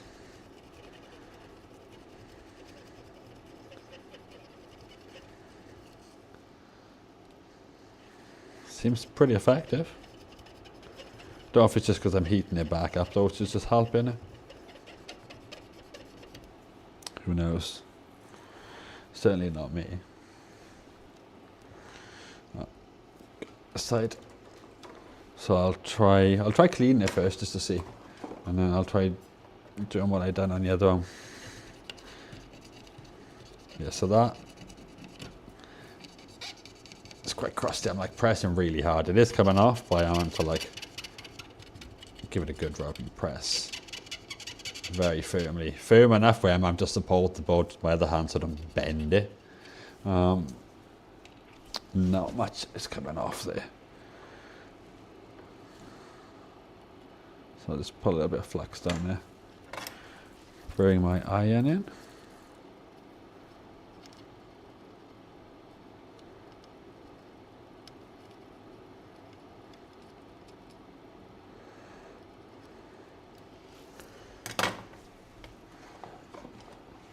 Nothing to be cleaning up lovely. Definitely going to be using that from now on, if it works that effectively all the time, because now and again I do get burnt flux on the board and I like really struggle to get it off.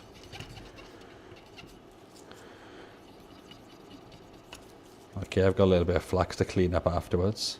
We'll have to give us another go and over. I can see like, if I shine the light, now you can probably actually see it, yeah, where the board goes from like this colour to this colour. So you can see it still needs a clean.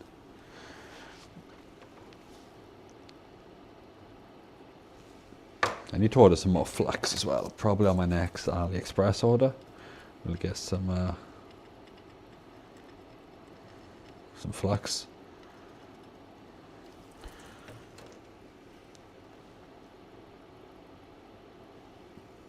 I'll probably stick with the fake king bar I've been using. Oh, I don't like the look of that. Oh, this might not be good, chat. We might have somehow fried this boat. Then how? No, wait. Oh, thank God for that. That was stuck on there well for a second. I thought we'd damaged all them traces then. Like right next to, above TP72. That like little solder ball, it just didn't want to like come off where the traces were. I was like, oh great.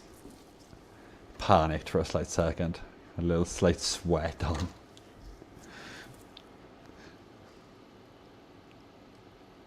Don't know why I'm trying to neaten all of these up, because we're literally going to be removing all of this now. So it's literally pointless.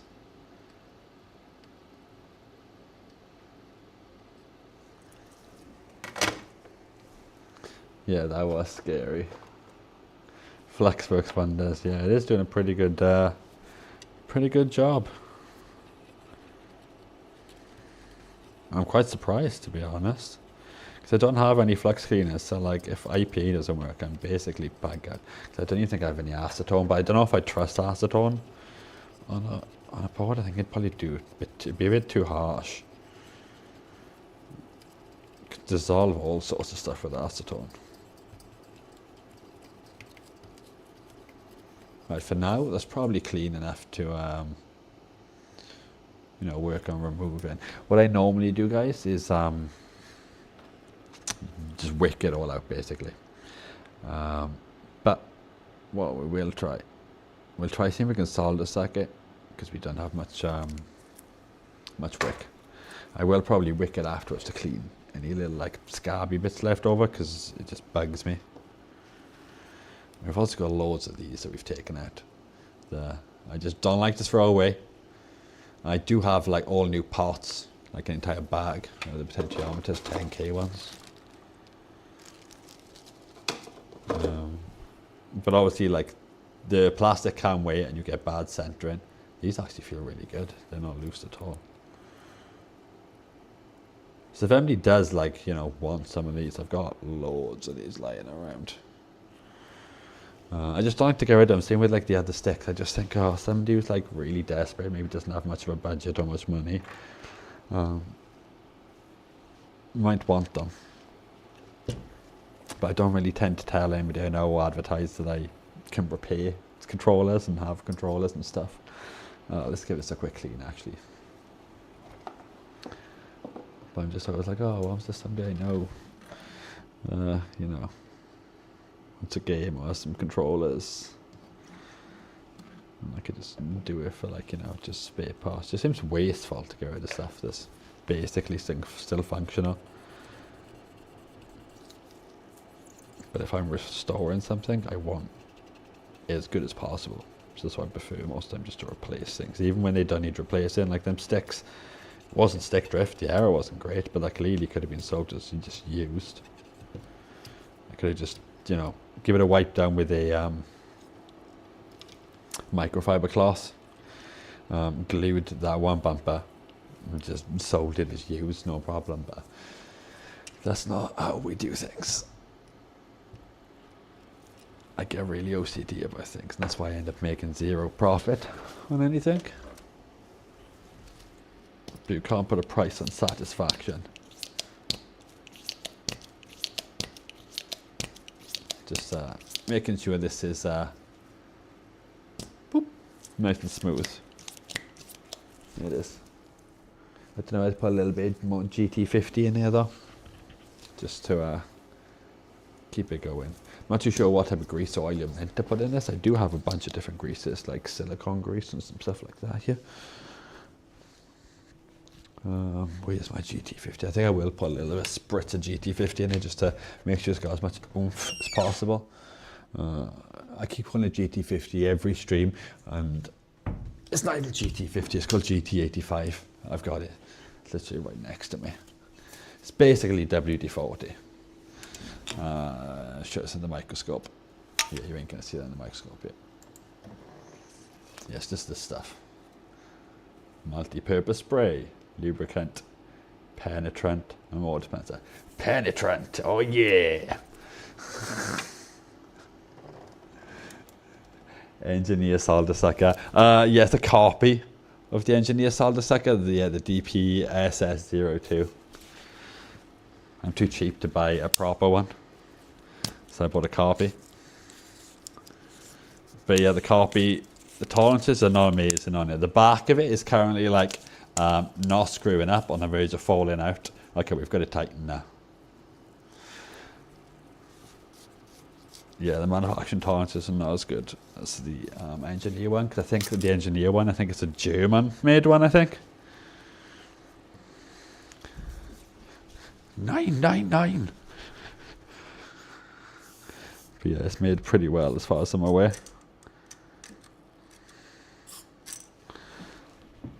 It's got some on my gloves though. Try and screw this back together.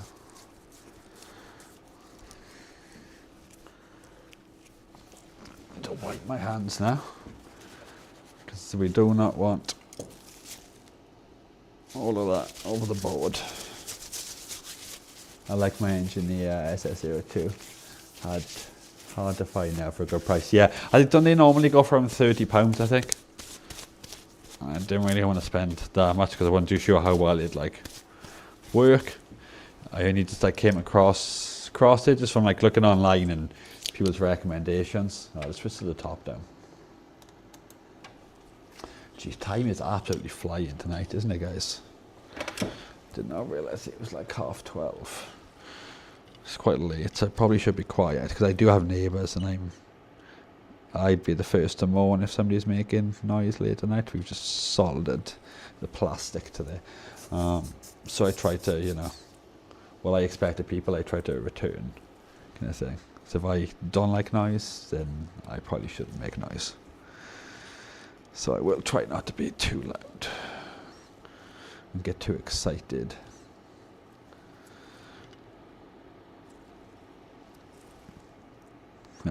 I know this is technically not how you're meant to use a solder sucker. For anybody who's like screaming, like, what is this idiot doing? But this is the way I've had most luck, because the other way you have to be quite fast and put it on before it goes cold. Which, yeah, if you've still got the component in, then you have no choice. You can't do it from the one side. But once you've already removed the component, I find it easier just to heat one side and put the solder sucker on the other side.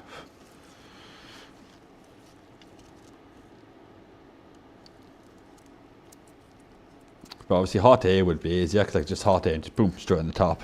Just go through every one. I need to up my temperature though. These are not sucking out right now for some reason. It's as if we're not getting like much suction on this thing.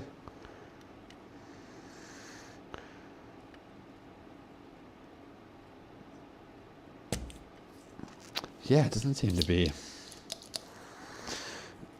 I know this is a ground, but still, it's only a small ground. Normally we have no issues doing it this way. Maybe I'm just not getting like good surface contact because of the angle. But I swear that's heated all the way through. Okay, we cleared that, but it shouldn't be taking that long. Whatever works is good, yeah. Better equipment definitely would make this a bit faster and easier. But as I only do it like as a hobby, I don't want to invest too much money.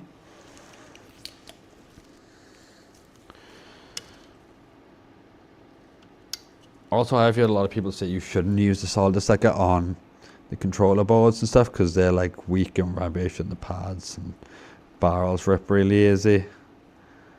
But I don't know, I've had the opposite experience.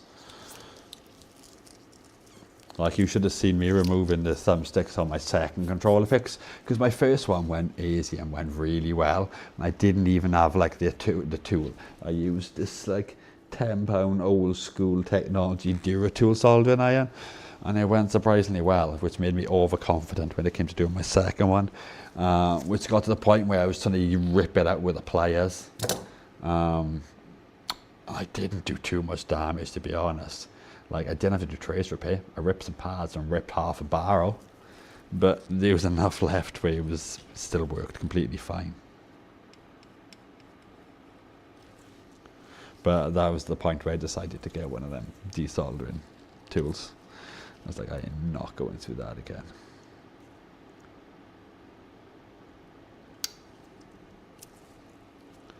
I think I got it at the same time. I must have got it at the same time as I got the soldering iron. Because I don't think they made them for like the older types of irons. Like the crappy ones, where the heating element is not in the tip itself, the non-cartridge style.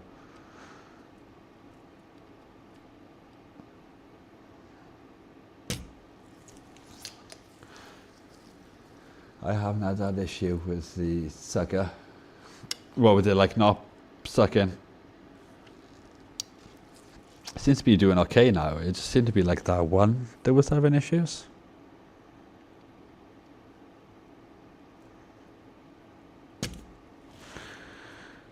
No, that one didn't clear. But I think it's a bit faster than when we're normally doing it, when we're normally wicking. I do like wicking, though. It can be quite therapeutic, but it definitely takes a lot longer and costs more in like materials.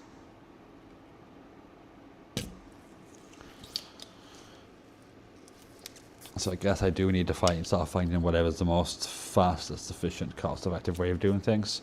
Just makes more sense. Plus then maybe the streams wouldn't be like 12 hours bloody long just doing a controller upgrade. It's probably people in third world countries earning more per hour than I would if I was doing this as a job. No, when the pads get damaged or whatever. I've heard about that, but I haven't had any problems even with F260. Yeah, I've heard that. I've never had a problem myself, to be honest. So God knows what kind of like suckers people are using on them. Like some kind of industrial bloody one. Like it's like sticking Henry Hoover on it. God knows. But yeah, I've never had any issues personally. Thank God. And hopefully I never do have any issues.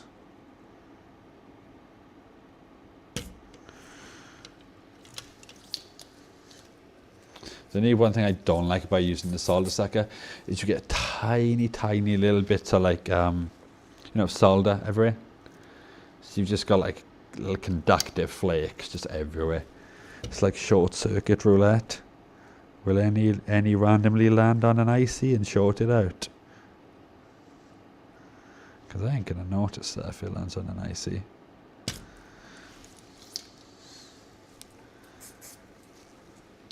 Night Pigeon, thanks for the stream, later chat. Night Squish, take it easy, man. I'm surprised I'm still quite energetic at this point. Normally I'm a lot more tired. I probably won't stream later than 1 AM though, because that is like ridiculously late. Plus some of my family want to go for a meal tomorrow, about midday. So I've got to, can't even get to this one. So I've got to get up like kind of early. But you know, it's been a while since I've streamed, a couple of days. After taking some time off. And I'm at mid-repair.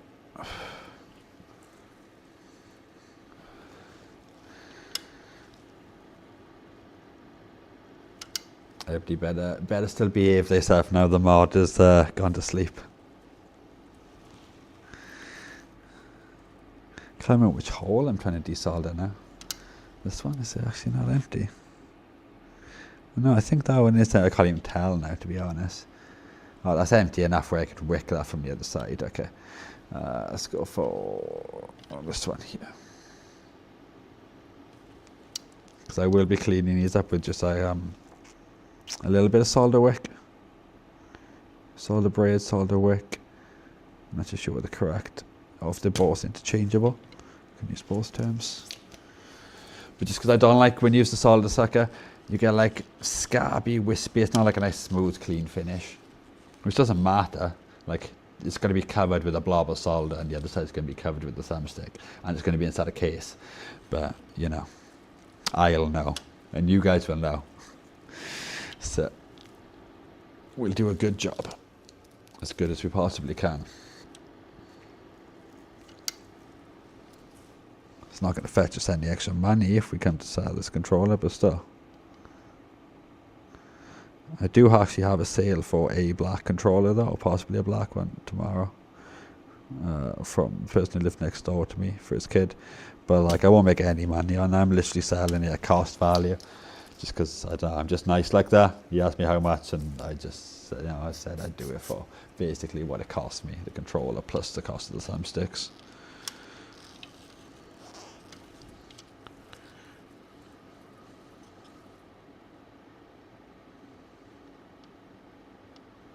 But we'll have one less controller hoarding, you know, taking up room.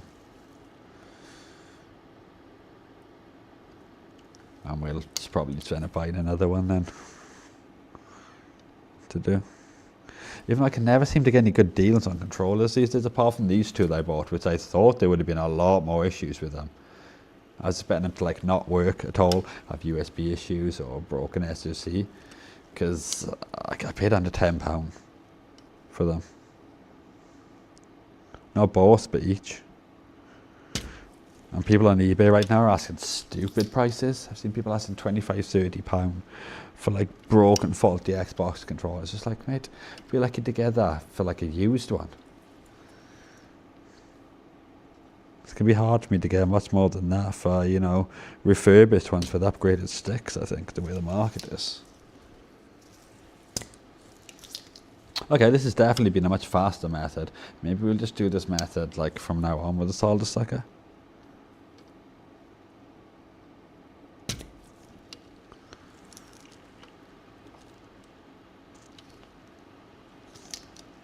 Like, they're pretty good, they're pretty clean. I'll show you guys in the microscope if you want to have a little look. See what I mean about like the scabby bits? That's on the underside. If I show you the top side, see, I just don't like that. It doesn't look very presentable. So that's why I would just like clean this up now with a little bit of solder wick. I'll just check like a whole bunch of flux on here now. I say a whole bunch, you don't need much because it's not much solder. When you're using flux, you just need enough so you've got a height that is going to cover the solder. Because what the flux will do, it will create a protective layer around the solder, and that'll stop it oxidizing and help it flow. And I'm assuming it probably helps with a liquid being, helps it conduct heat better, the same as if you put, like, you know, when you're cooking stuff in oil. Wick. I need a wick now. I do need to get some more wick soon. I don't know if I'm just going to carry on getting like really cheap random wicks, or whether to invest in some of the super wick that everybody uses. Because I know the super wick is better, and it's going to last me a lot longer because it's got a higher copper content, like a tighter weave. So this is like a denser coat. This is not bad. It's not amazing, no, as you can see. See when you start to like push it like that. But it's decent enough. It's fairly thick. This one, it is a 3.5mm. Just because anybody's interested. I used to use a 2.5mm. 2.5 is a bit easier to work with, but that's also where a better quality wick is going to come in handy, I'd assume. So I can have a thinner one, but obviously with it being a tighter, denser braid, there's going to be possibly as much copper as would be in a 3.5mm one, but it's going to be narrower. It's just going to be easier to, you know, get where you need to and not wick up random components. For wicking, I normally use 370 with this knife tip. I'm forever catching my lights on my microscope. I like Super Wick, I just can't find it here last time I checked. Oh, okay, let's have a quick look, because I'm sure I've seen it. Whereabouts year were you not in the UK? Cause is Super Wick German? Super Wick, let's have a look. I'm sure I've seen you can get it on Amazon. MG Chemicals, I think MG Chemicals is German, I could be wrong. Is this like a fake one? There's one on Amazon.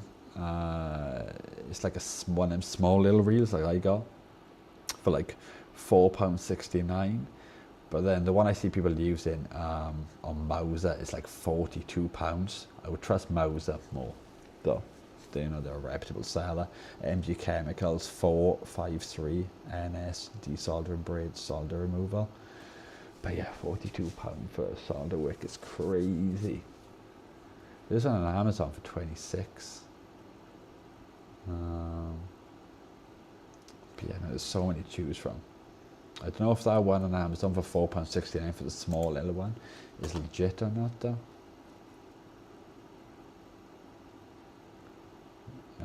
How long is it?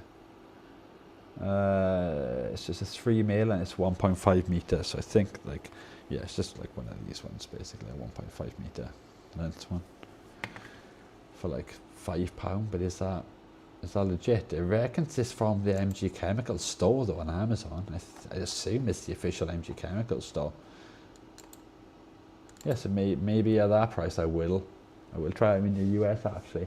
Oh, okay, I thought it would be easier to get a lot of stuff in the US, but I guess with the way things been going lately with like tariffs and stuff, I think importing is harder to get stuff now in the US, I think, because they're trying to, like, I could be wrong, make a push more for you know, stuff being produced and made in America. So I'm assuming anything that's not American now, they're trying to make harder, just to kind of like push people into buying American. But I could be completely misunderstanding that. But I think that's what like the tariffs and stuff that have been introduced were meant to be for. But like, I'm going to clear my mind to like politics or anything. Hopefully we've cleared all of them. Because that's an awful lot of bloody flex smoke. We've either blocked them back up or we've cleaned them, I can't really tell. Another good tip, if you want to test, you can also use cocktail sticks. I like to use just like a little bit of solid, or you can use the leg off like a through hole component. And you can just poke them into the holes. And obviously if it goes through the hole, unless you're like some kind of magician who can like defy the laws of physics, then the hole is not blocked. Because sometimes, like, you know, you'll visually won't be able to see. They'll be clogged with flux. So we've got one that is blocked there. My hands are stuck together there. So this one here seems to be stuck. This ground one. Oh, this back side is like a little bit messy, so we will quickly go over that once too. Yeah, I didn't have any idea of where the MG Chemicals were located. That makes sense now. I think it might be Germany. I'm not too sure though, to be honest. I'm gonna have a look now. Say, Japan maybe. I think it says made in Japan on the case stick. Chemicals. Let's have a look. So I'm on their website right now. We go down to About Us.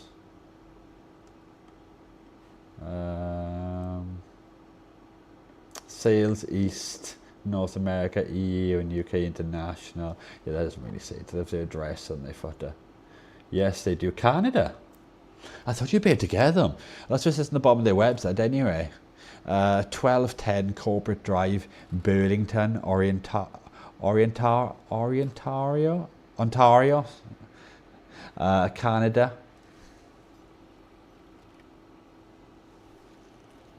I thought they were German for some reason. It says made in Japan on the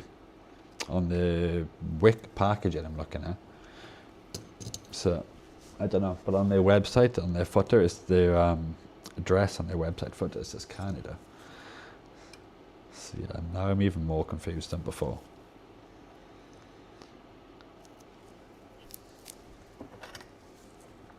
We should ask Zach, Nanofix. He'll know. He's a Canadian. When are you guys Canadian? Or two of you? I'm sure there's a couple of Canadians, isn't there, in chat? Let's put a little bit of flex on here. This is just overkill at this point, but let's make it look pretty. We've got to watch out for these little components here, these capacitors. They are just decoupling capacitors, but still, for the signal.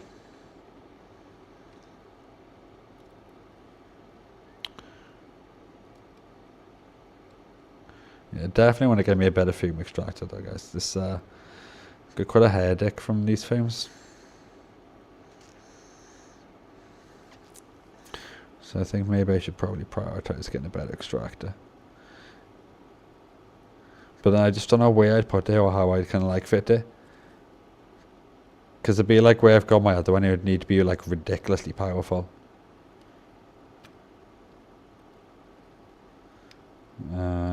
Putting it above me floating is going to be quite difficult.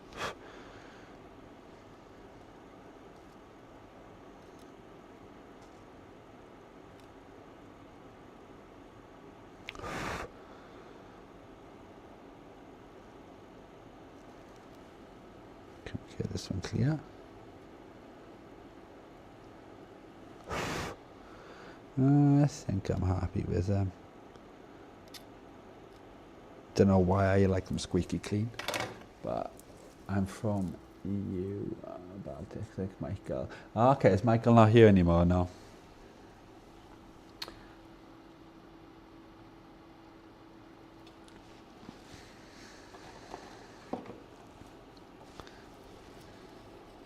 Yeah, we'll have to ask him when we see him next, if he knows if MG Chemicals are in Canada or not. Just assuming, just because he's Canadian, he'll know.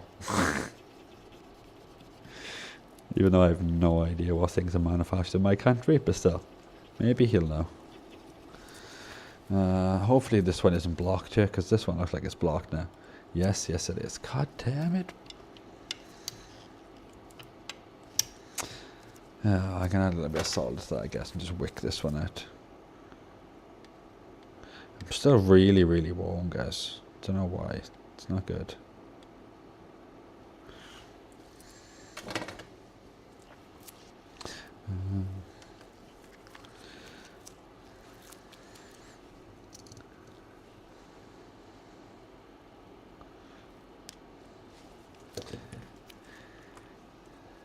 That Canadian bride, lol.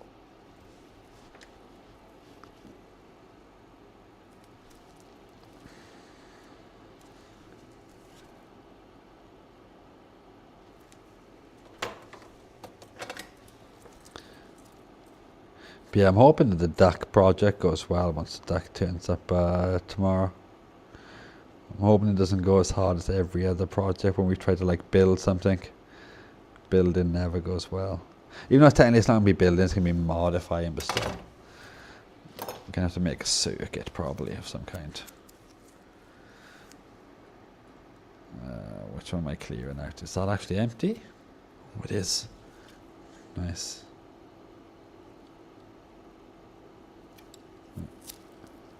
Oh, don't tell me there's something stuck in this one. Yeah, that one's not clean enough. I know that would cause issues when I try to put the legs, a new component in. It looks fine though, but no, I'll do it just in case. The cleaner it is, the better. But it's such a small amount. Will we even be able to get it out? I don't think we're getting anything budging from that hole, if I'm going to be completely honest with you guys.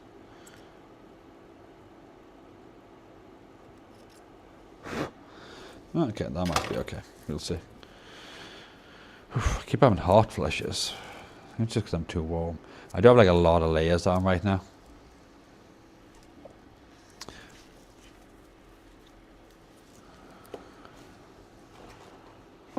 I do have the window open. Maybe I crack the window a little bit more.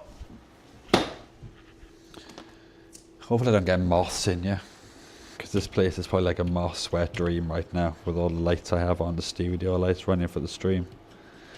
Two big soft boxes. They come in and they be like, sun, sun, just flying into it.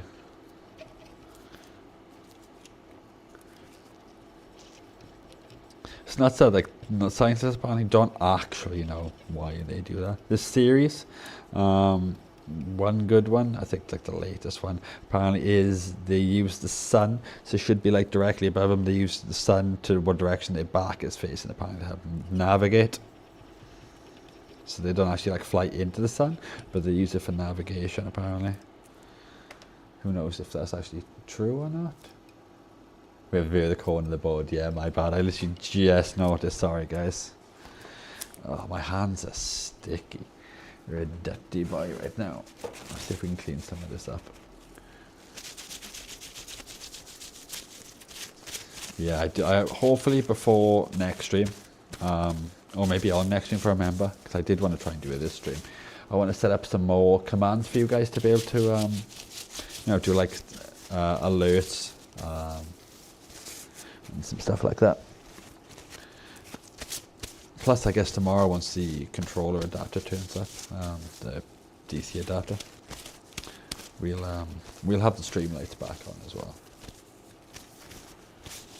But I do want to get some of them like meme pop-ups and stuff on the screen. Maybe an alert one, so you guys can let me know when I'm showing the corner of the board, etc. Okay, let's desolder these ones. We'll probably put the other sticks in tomorrow, maybe, just because it's getting quite late. I do need to get sleep eventually. It's been a really long week. It's my own fault for streaming so late, though. Probably I should start streaming a little bit earlier.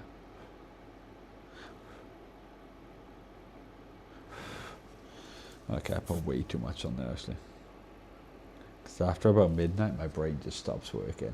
Like view, yeah, maybe. I've seen a lot of people go like alert or something like that. Just something if you need to grab my attention. I'll probably have to put a cooldown on it because I know if you guys are anything like me, you'll be spamming every 2 seconds. Which I don't blame you because it's funny. But maybe not so much for me. And I've seen in like some chats, like some of the viewers getting really like pissed off and upset because they can't watch the stream because of people spamming. It's normally me spamming, I'm gonna be honest.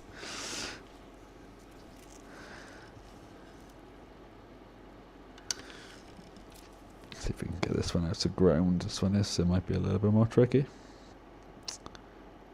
I probably should use a different tip. I just like the knife tip because it's got like a lot of surface area, but unless you get it at the right angle, you don't really take advantage of that surface area.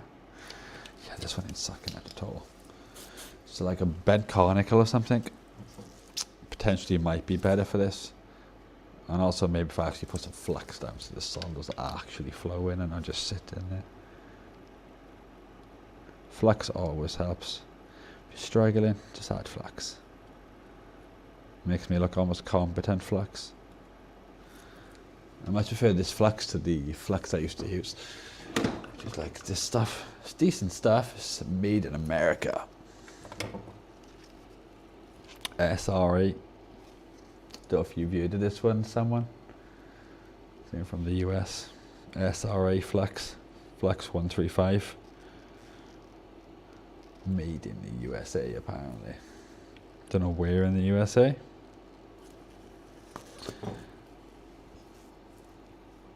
This is a solid crystal flux.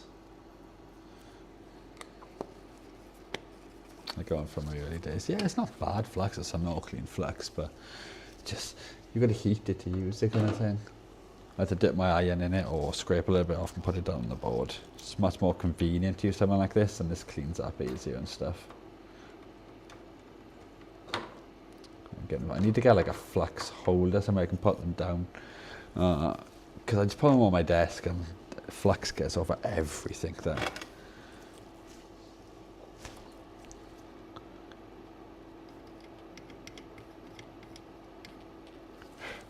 It's a lot of smoke from that flux.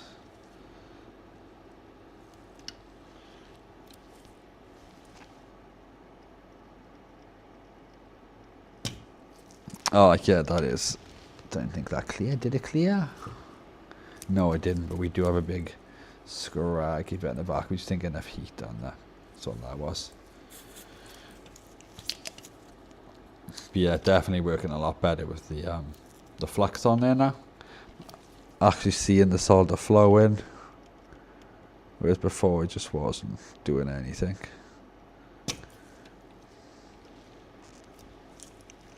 That one I think we might have to come back and wick that one. If it's being challenging, I don't like to just mess too much. I'll just move on to the next one and come back.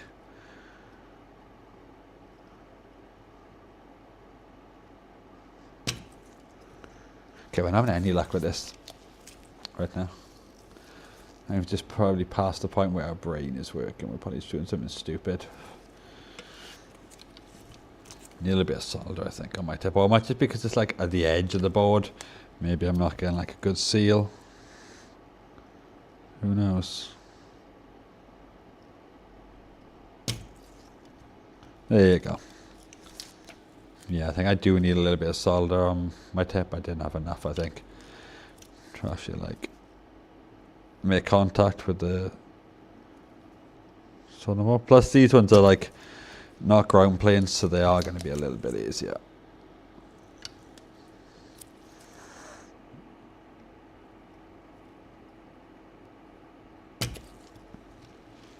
Damn, I'm not any luck with this one either.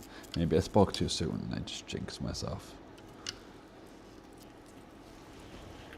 We are slowly burning up the flux here as well.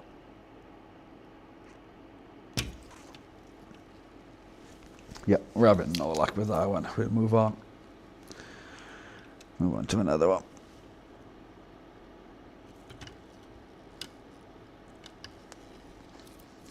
I do like the electric soldering, desoldering guns, but like they're very expensive.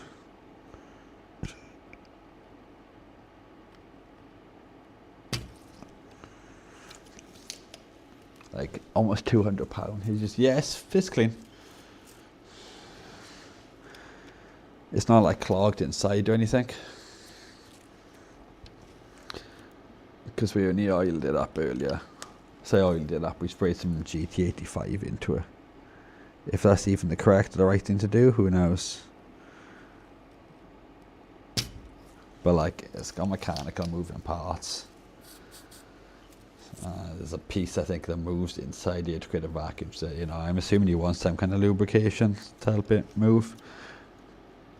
Especially once you get all bits of like solder in it and then like gum it up.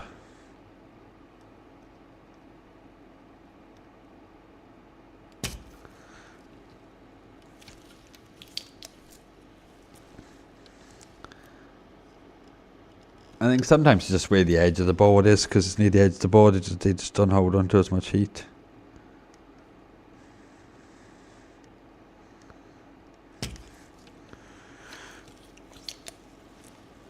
Or maybe it's just every time I speak, I jinx myself.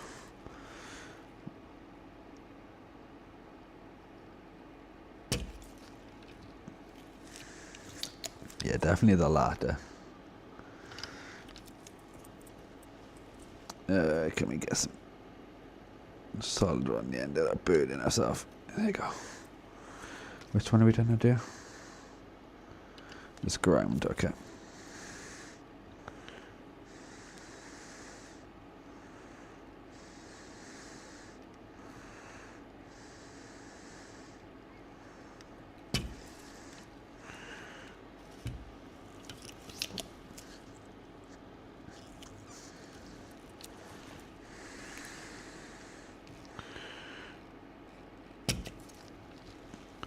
Nope. I think it's when I don't put enough solder or flux on here.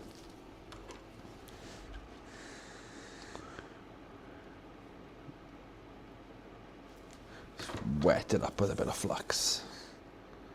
See if we have any more luck.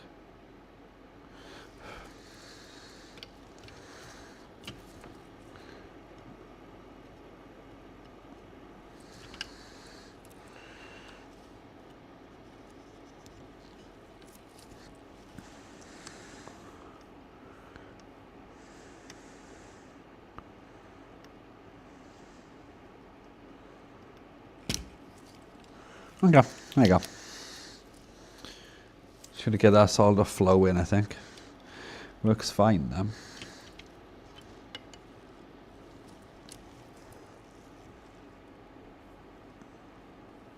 So I think as long as I've got a little bit of solder on the end of my iron and enough flux on it so everything flows nice. It seemed to be coming out okay, but watch me jinx myself now by being like, oh yeah, this is going easy. I'm pro with this, and then it won't work. Yeah, see? Told you. Just jinx myself.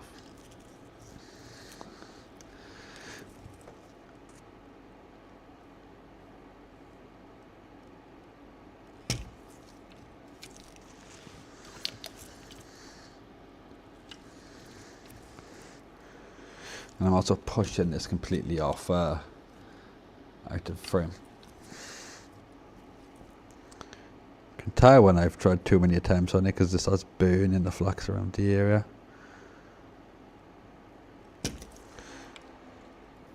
Yeah, that one does not want to clear. Some I'm fine on, and then others just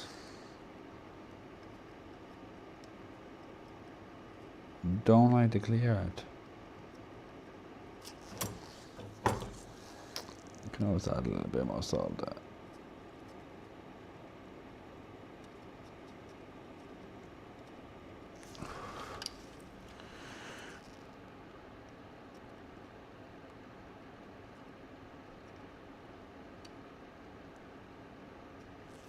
Okay, hopefully now we can just suck these right out and stop messing about.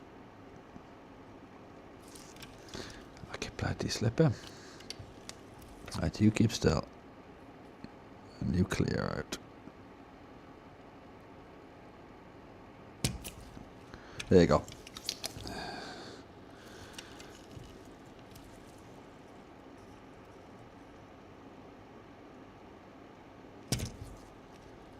Slipped on that one.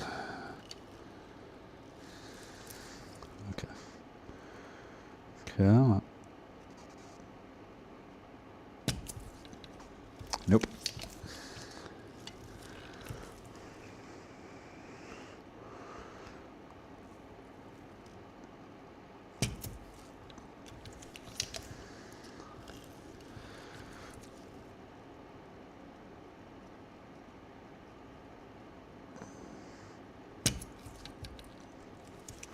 Some of these just don't like to clean out at all.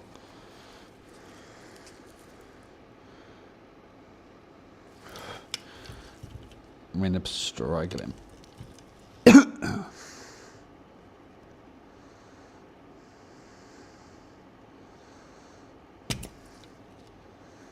Nope, not like at all. Later chat, thanks for this. Yeah, no problem, photo fix. I'll probably be wrapping up soon anyway. It's like 1 AM basically. But I always end up going much over on the time I plan to stream.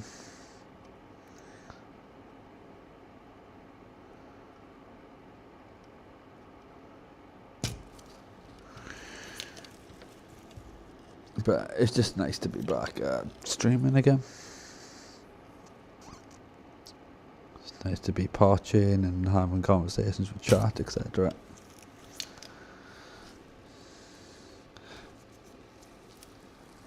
Bye Photofix, thank you for stopping by. It's much appreciated. Sorry I haven't been giving chat as much attention as normal today. I've just been trying to just do this a little bit faster than normal, even though it's still taking me forever.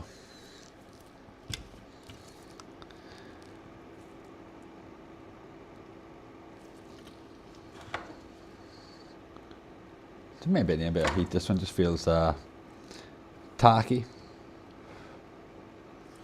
Hopefully just like a little bit of flux will help.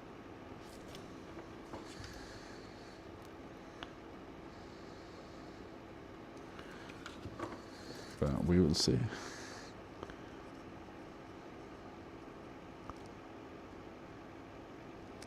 Okay, I think that should be okay now. See if we can pull this one out.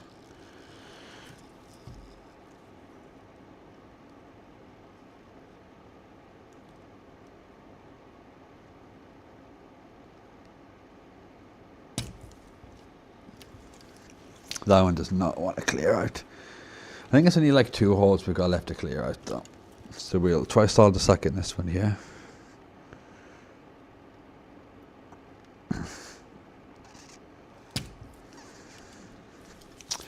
And that's not working, so we'll just try wicking it.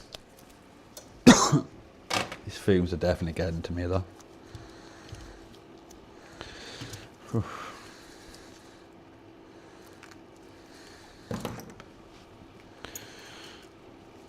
I've definitely used a lot of flux on this ball. It's swimming in the stuff.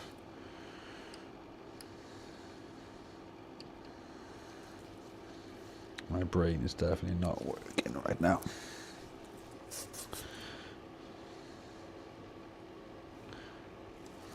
But it is what it is. See if we can get these holes cleared.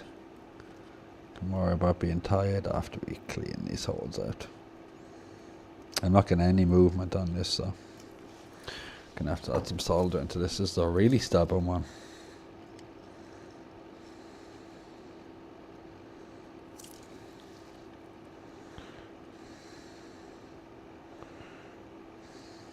Come on, clear out.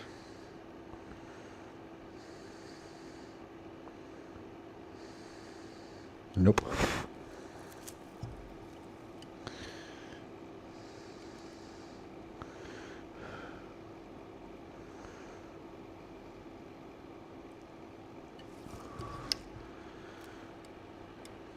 We haven't clearing any of this out right now, fair play. It's not normally this difficult. But I guess being tired and probably doing it badly.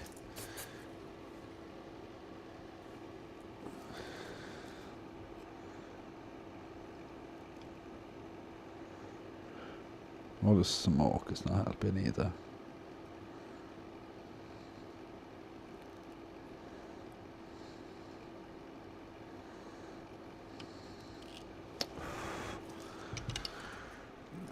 I can't even tell if that cleared all the way either. All I know is this is taking me a lot longer than it should take me. Even though I think we're probably doing this faster than normal, I'm not too sure to be honest. You guys are going to have to time me. Do things badly, can relate, yeah. Glad I'm not the only one.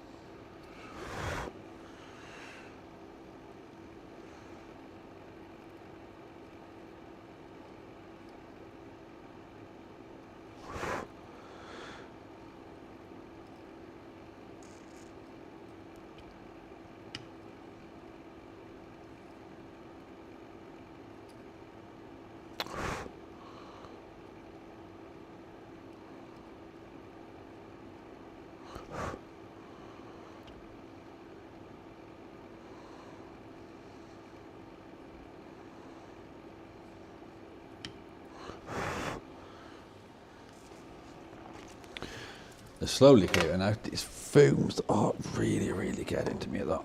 Oh my days. Combination being tired and on a headache from bloody fumes is not good. I've even got my extractor fan running. And everything. Just put my fingers into that again. But it's not the best, and I've got a window open. But yeah, I might as well look into getting better fume extraction.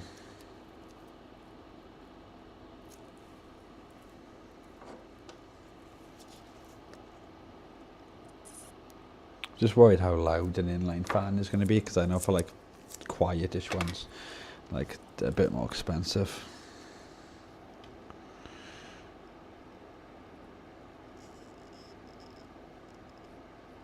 Can we get this one to work at all? Let's see. No, might be seeing some movement. Some of this. Yep. That board might be really warm.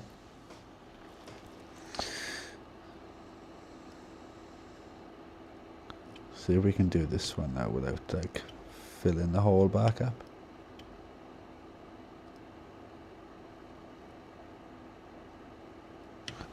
We can. So you just got that one hole now to clear, guys. Hopefully this one just clears right up, and then we just gotta like clean up the board. And then tomorrow then I'll do the other controller and put the new sticks and everything. I guess we're gonna have to order more sticks on AliExpress. With AFK and So You At Home by the MG Chemicals. That's the solder I use, and they're based in Ontario, Canada. Oh, okay, yeah, so they are based in Ontario, Canada. Yeah, I thought so. We looked on the website and we seen like that was their address, but we weren't too sure. Just because it says made in Japan on the one I was looking at on Amazon, on like the packaging, so I was a little bit confused.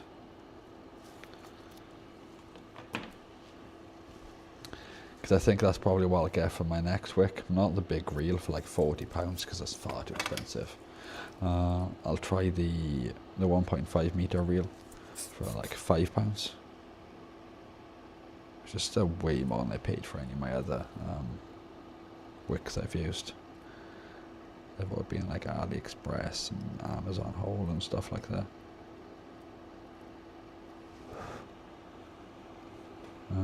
They might all be clear, they might not all be clear. I'm not 100%. We'll have to put it in spec now, guys.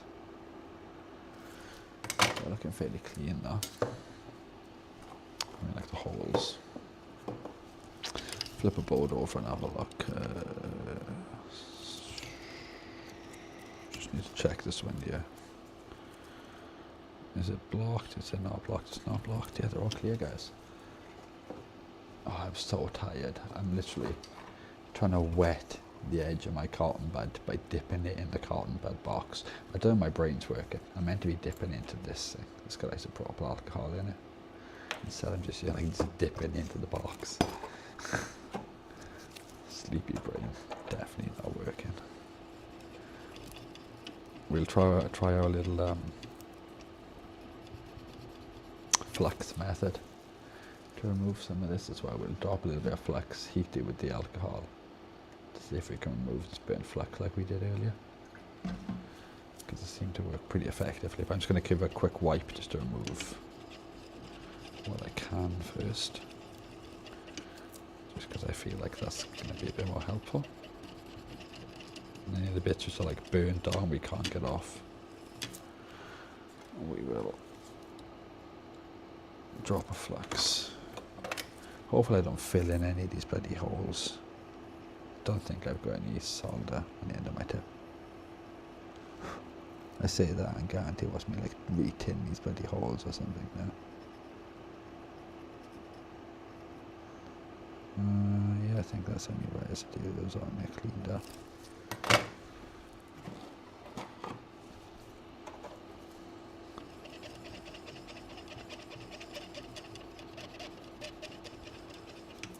Let's remove any of that. Hopefully all this is in focus for you guys.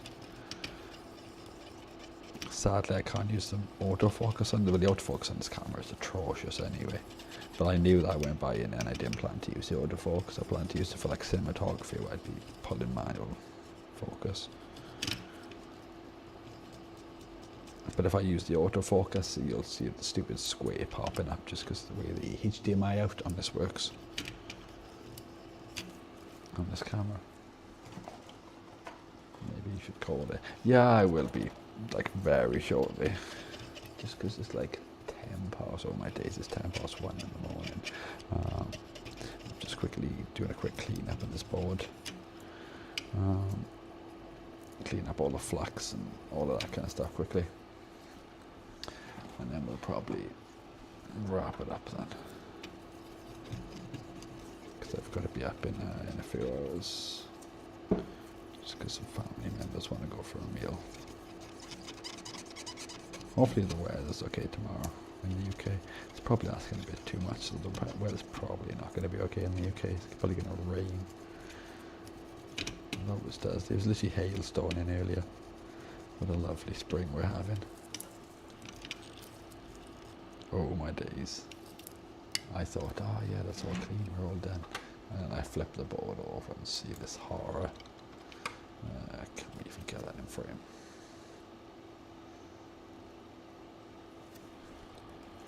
It's looking a little bit messy there, guys. Look at this. How the hell did I even manage to get flux all the way up there? I wasn't even working on that part of the board.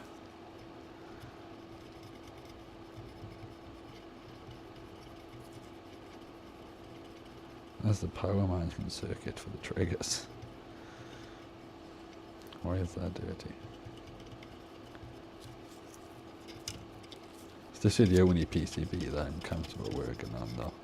Only because I worked on so many. Like, I don't fully understand all the schematics and stuff, but I do know what most of the stuff is like linked to.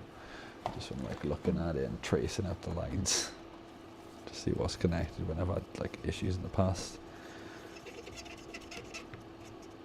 I'm sure I've got one here somewhere that needs a USB-C port replacement, and I do have USB ports here for them, but no hot air yet to do that job. But I'd be nervous about doing it because you get heat from the other side of the board, the side where the LED is. To do it, I don't know whether you've got to remove the LED first, not to fry it. Because like, even if you don't damage the LED, like kill it directly, like heat is going to significantly shorten the lifespan of that LED.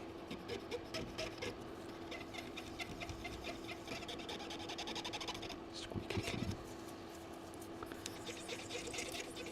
I just realised as well, I don't think I have any snacks yet. It was going to be good when I went shopping earlier and didn't buy any snacks, but now I want snacks. I was like, ooh, summer's come in, you need to eat less rubbish. But so I didn't buy any snacks. Oh, I did buy some Little Mars ice creams though. Just didn't buy, oh, I did actually buy some snacks because they were on like reduced. It was 2 massive bars of chocolate, but I'm not going to be eating them. I'm going to use them to melt them down and make like either some Easter eggs for my little brother and sister, or some chocolate, like some truffles. Because truffles are fairly easy to make. Liquid glucose and cream, basically, and chocolate. You can add like a little bit of butter as well to give a better mouthfeel. Not much. And then you just obviously got to put that filling then inside a hard chocolate casing, like a milk chocolate casing. You make the molds, put the ganache, and you top them off, and you've got truffles, chocolate truffles.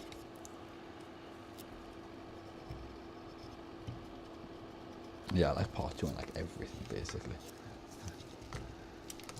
That's looking pretty clean now. Hopefully I think they're all clear. We test them, so they've got to all be clear. I would give this another clean towel. I would give it a quick once over the brush now, I guess, and some clean wipes. Just so we know they're clean.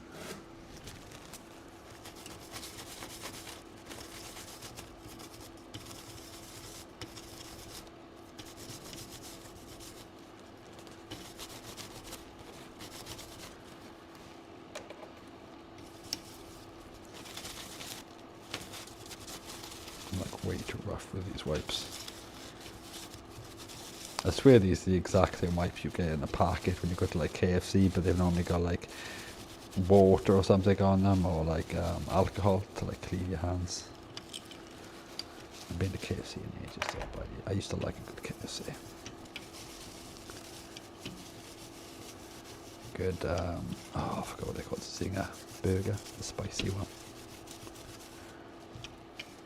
They're always quite nice, but the quality with KFC can be so hit or miss, or the size. You'll order a fillet burger sometimes and it'll be the size of a mini fillet.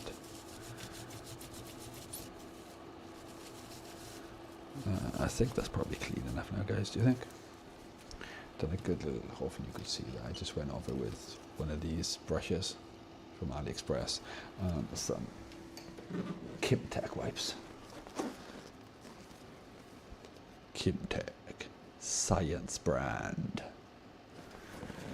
Chinese companies have the best slogans. Yeah, that's looking fairly clean. Oh wait, I just seen this like little, never mind, that's come off. I would say with ultrasonic clean this, but like it doesn't really need it. I probably will give it another once over to more. Yeah, that looks sticky there. That's not good. But I can't about to ultrasonic clean it because I'm going to have to drain it, to ultrasonic clean it and refill it again. And I have hardly any alcohol, even though I do use deionized water and stuff. I always like to displace it afterwards with isopropyl alcohol. And that just costs more money because I don't have much alcohol at the moment as isopropyl. Just unnecessary costs just because I'm being like OCD about things.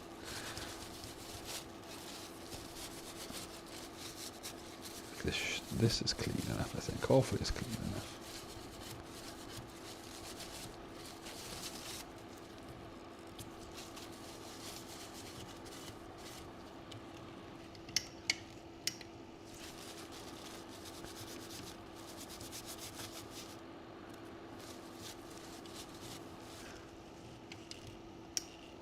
Okay, I think that's okay now. I can stop being OCD. I can sleep tonight knowing that this is clean. I'll give that another wipe down tomorrow. I'm not like overly fussed, but just because I've getting oh my days. Just when you think you're done, you flip it over and realize, I guess that comes through the through holes.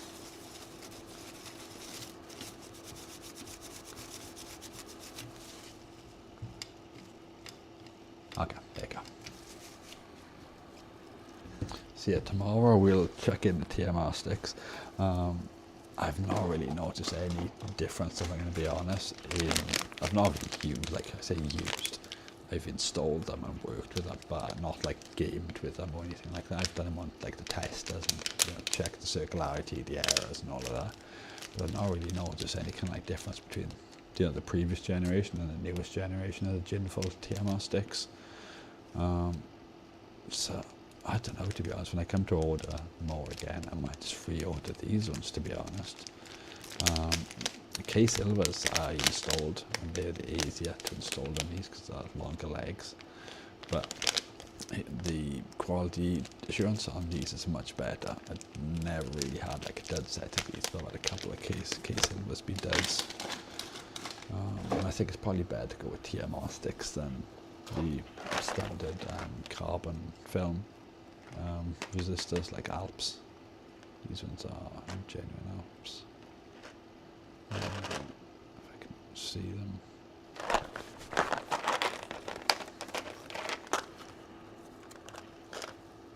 Oh, where are they too?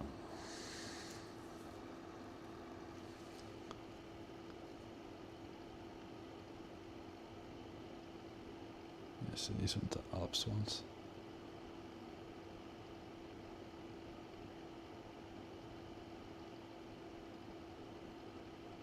You can actually see it properly there.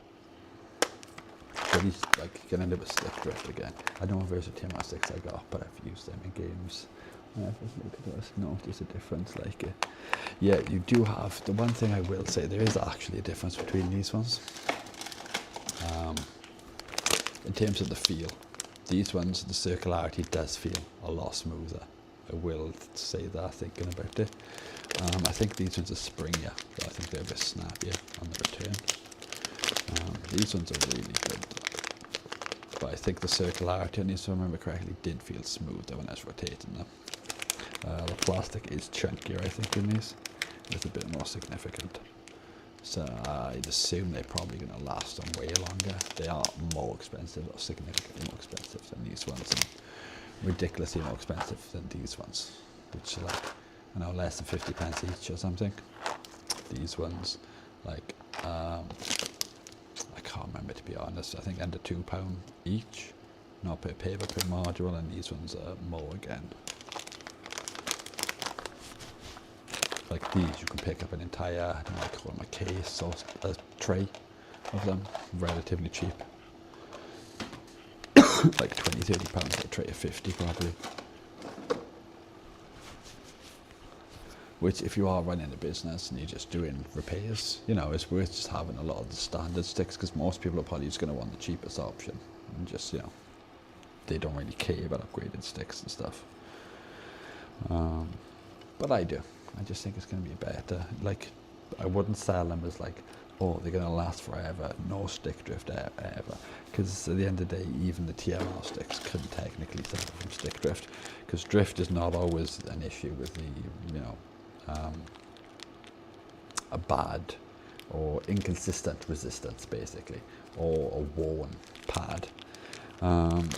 Because obviously you can get bad centering issues and them not centering and off-centered and stuff like that coming from the mechanical way on the spring, the plastic bits. If it becomes loose and wobbly, and you can still get a bad performance stick, even in these with the Hall effects, because this is the mechanical part. Just one less mechanical part because it's going to magnet to sense the rotation. But yeah, they will definitely last a lot longer than the standard Alps and the carbon film ones, because they just trash. It's a really thin layer of carbon with a bit of brass or copper rubbing against it. Like, whose idea was that? And something that's going to be repeatedly rubbed over and over and over again. But I guess that's probably intentional, because there's no reason why they couldn't come with that. A lot of third parties do now come with TMR sticks, and they can't say, oh, it's because of like interference, because yeah, technically the magnets and stuff can interfere with other sensors. Like, you can have the magnets in the triggers interfere with the signal for the Hall effect sensors on the triggers, but with good shielding and stuff like that, there's no issue. Why? And apparently this is why, another reason why Jinfolk brought out the newest ones. Apparently these do have improved shielding and stuff. I have no idea how. But yeah, these are less susceptible to the MCL. I don't think this is the MC, but the electromagnetic interference and stuff, and magnetic fields, etc. Outside of obviously the zone and the radius, it's got to pick up and work. They must like dilate in better or something. I don't know. I'm not like an expert in that kind of stuff, and it could just be marketing jargon. People just bullshit in, but who knows? That's what supposedly has been said about these sticks. I should do TMR sticks in the Xbox One controller and refurbish instead of apps. Xbox One, is it the model 18, whatever it is, like the last one you can calibrate claw? Because if it's not, then you will have issues. Changing any sticks on any controller you can't calibrate is going to be an issue though. Because even a factory, they calibrate it because of manufacturing tolerances. Almost everything in manufacturing has got a 1% tolerance. But obviously they get calibrated in factory. But we don't have access to calibrate like anything that's not model 1914 and model whatever the last model for the Xbox One was. But you still can't do a calibration, but Hall effects you can center them manually. 1705. Okay. Yeah, we have been live for a good couple of hours. Only 3 hours and 15 minutes, not as long as I thought. But considering it's 1:30 in the morning, I felt like it was a lot longer stream than that. Just putting some of these cotton buds in the bin. I'll knock off the ultrasonic cleaner as well, because the heating element has just been on that the entire time.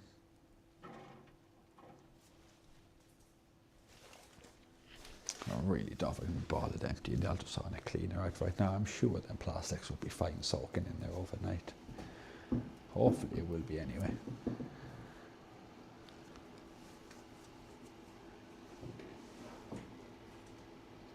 But yeah, with the Hall effects, I don't even calibrate them. You can calibrate them, but like software. But if there's no software calibration, I know you can manually adjust the centers. There's like a little pinhole in the side. You put like a little pin in, and then I think you push it in the opposite direction because there's like 2 holes. So if you're pulling it down, I think you put it in the hole that's closest to the upside, etc., and pull them in the opposite direction. You can manually center them. PlayStation controllers seem like you've got the best control though, but that's because of the third-party software. You can go in and fine tweak and tune the calibration, which you can't do with the Xbox controllers. But I just really like the design and the layout of the Xbox controllers. You know, we've got a two-board design with an SOC on top, and just a jumper connector basically. We've got some connectors which connect grounds and stuff, I think, but you know, just this jumper here, as opposed to loads of ribbon cables, which I think the PlayStation 5 controller uses. You've got like a desolder or a ribbon cable or something. Jeez, look at Rusty Russ flexing and his 14,706 points.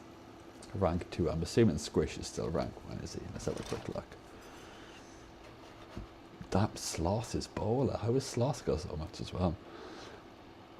Sloth's a 13k. Yeah, Squish is top with 20k, 20,437. He does also have the highest watch time out of all of you guys. 2 hours and 40 minutes apparently. Rusty is at 1 hour and 10 minutes. Thank you, Rusty. My second biggest supporter in terms of watch time. And also the second richest in chat, guys. Sloth 500. He's probably saving points. I think he is. Next stream he'll come in and he'll just be like all in 20k on one bet. Lose probably. Well, we'll see. We'll have the LEDs connected back tomorrow as well, hopefully. Depending on what time the Amazon delivery come. We can hook up the LEDs to the 5-volt power supply. I think it's literally completed, isn't it? Yeah, it's totally completed, that one as well. So that'd be good to go. I thought for sure I was going to lose that one. I know. I wonder how many points I have. I will try doing slots quickly before I leave. I probably have less points. I'm somewhere near the bottom because I haven't been handing. I've got 3.3k. That's literally just from watch time because I don't think I've handed myself any points. So I'll quickly do a slot 1k. Watch me lose on my own stream. Slots 1,000. Wish me luck, guys.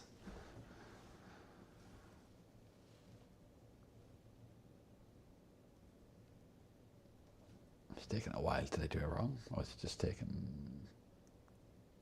No, I lost. Damn. One of us, so we can't all be winners. It's all good though. I'm a winner because I've got you guys in the chat, so it doesn't matter. But I do need to get some sleep. So I will have a stream tomorrow, depending on what time. Probably about mid-afternoon, like UK time, hopefully. If not, it'll be in the afternoon or evening. But I'm hoping to try to stream earlier, so I don't end up streaming till early hours of the morning again. Because it'll probably be about like another hour before I go to sleep now. Trying to beat Worms before you go. Okay, I'll give you 2 minutes. That's fine, you are close. Let's see, you're 17k, Worms is a 20, so you gotta win like another 3k basically. Pretty close.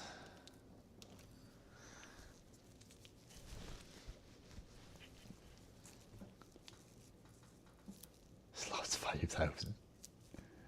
All or nothing. I feel like you've won too many times in a row. Like you've got to be due a loss, I think. It seems like normally like people seem to win about 3 times in a row and then lose. Oh, you're on a cool down period. The gambling police are on to you. Slots 500. Claw playing it safe. Who will win?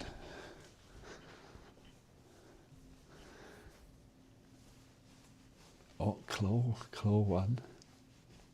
Just won yourself 1k. Rusty Russ, 5k. Maximum bet is 2k. Oh, I don't think there's any way for me to raise the maximum bet either. Which is a shame, because I would like to see Worms put 20k down. Shit, I just knocked some random stuff over. Do you like win to double your money if you win? You don't want me to clean out the house. Yeah, I don't blame him. Slots 2k. Okay, so doubles, you get 4k back if you win. Oh, close. You are now a 15k and a 5k behind Squish. slots. Better quit for them ahead. Yeah, I don't blame you. Andy's still doing pretty good though, considering Andy when he got Sam earlier, he's a 5k.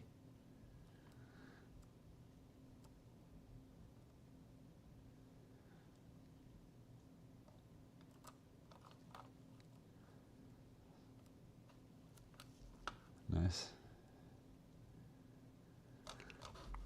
Okay, I'm gonna wrap up the stream here before I end up falling asleep, I think. And I will catch you guys on the next stream, which will hopefully be tomorrow.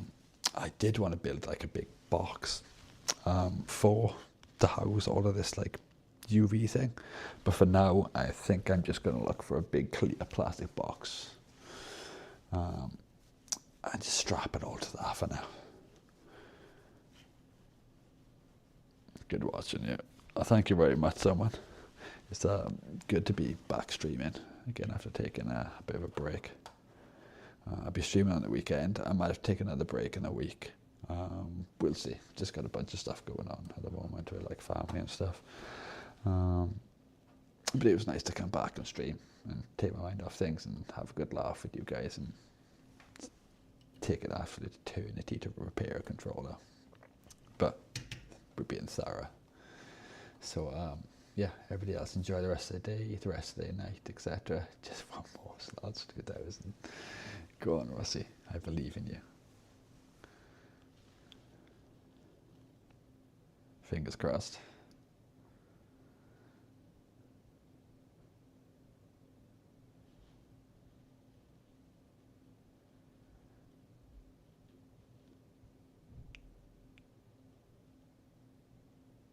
It's going to work. It's taking a while, isn't it? It might have to be a message on its own.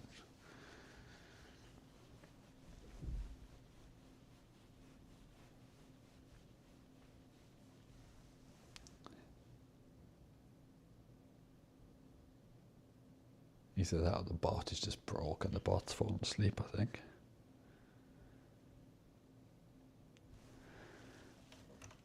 That is strange. It doesn't seem to be doing anything. Oh, wait, there you go. It done something there.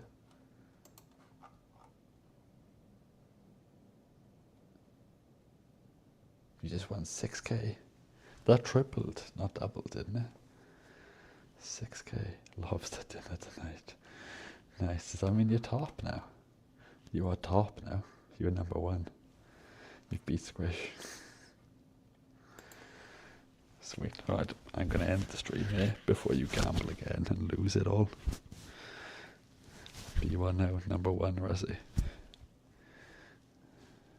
So you can enjoy the rest of the day knowing that you've beat Worms. If you want to quickly screenshot that, post in Discord to show Worms, you're more than welcome. That's what Worms gets for being weak and sleeping. But I also need to get some sleep as well. So I'm going to be weak and get some sleep, guys. So thank you very much. As always, I can never show my appreciation enough. How much I appreciate everybody, joining in, chatting, just, just being part of the community. Everybody enjoy the rest of the night, day, etc. Take it easy, guys. And look out for another stream tomorrow, hopefully. Take care. Bye-bye.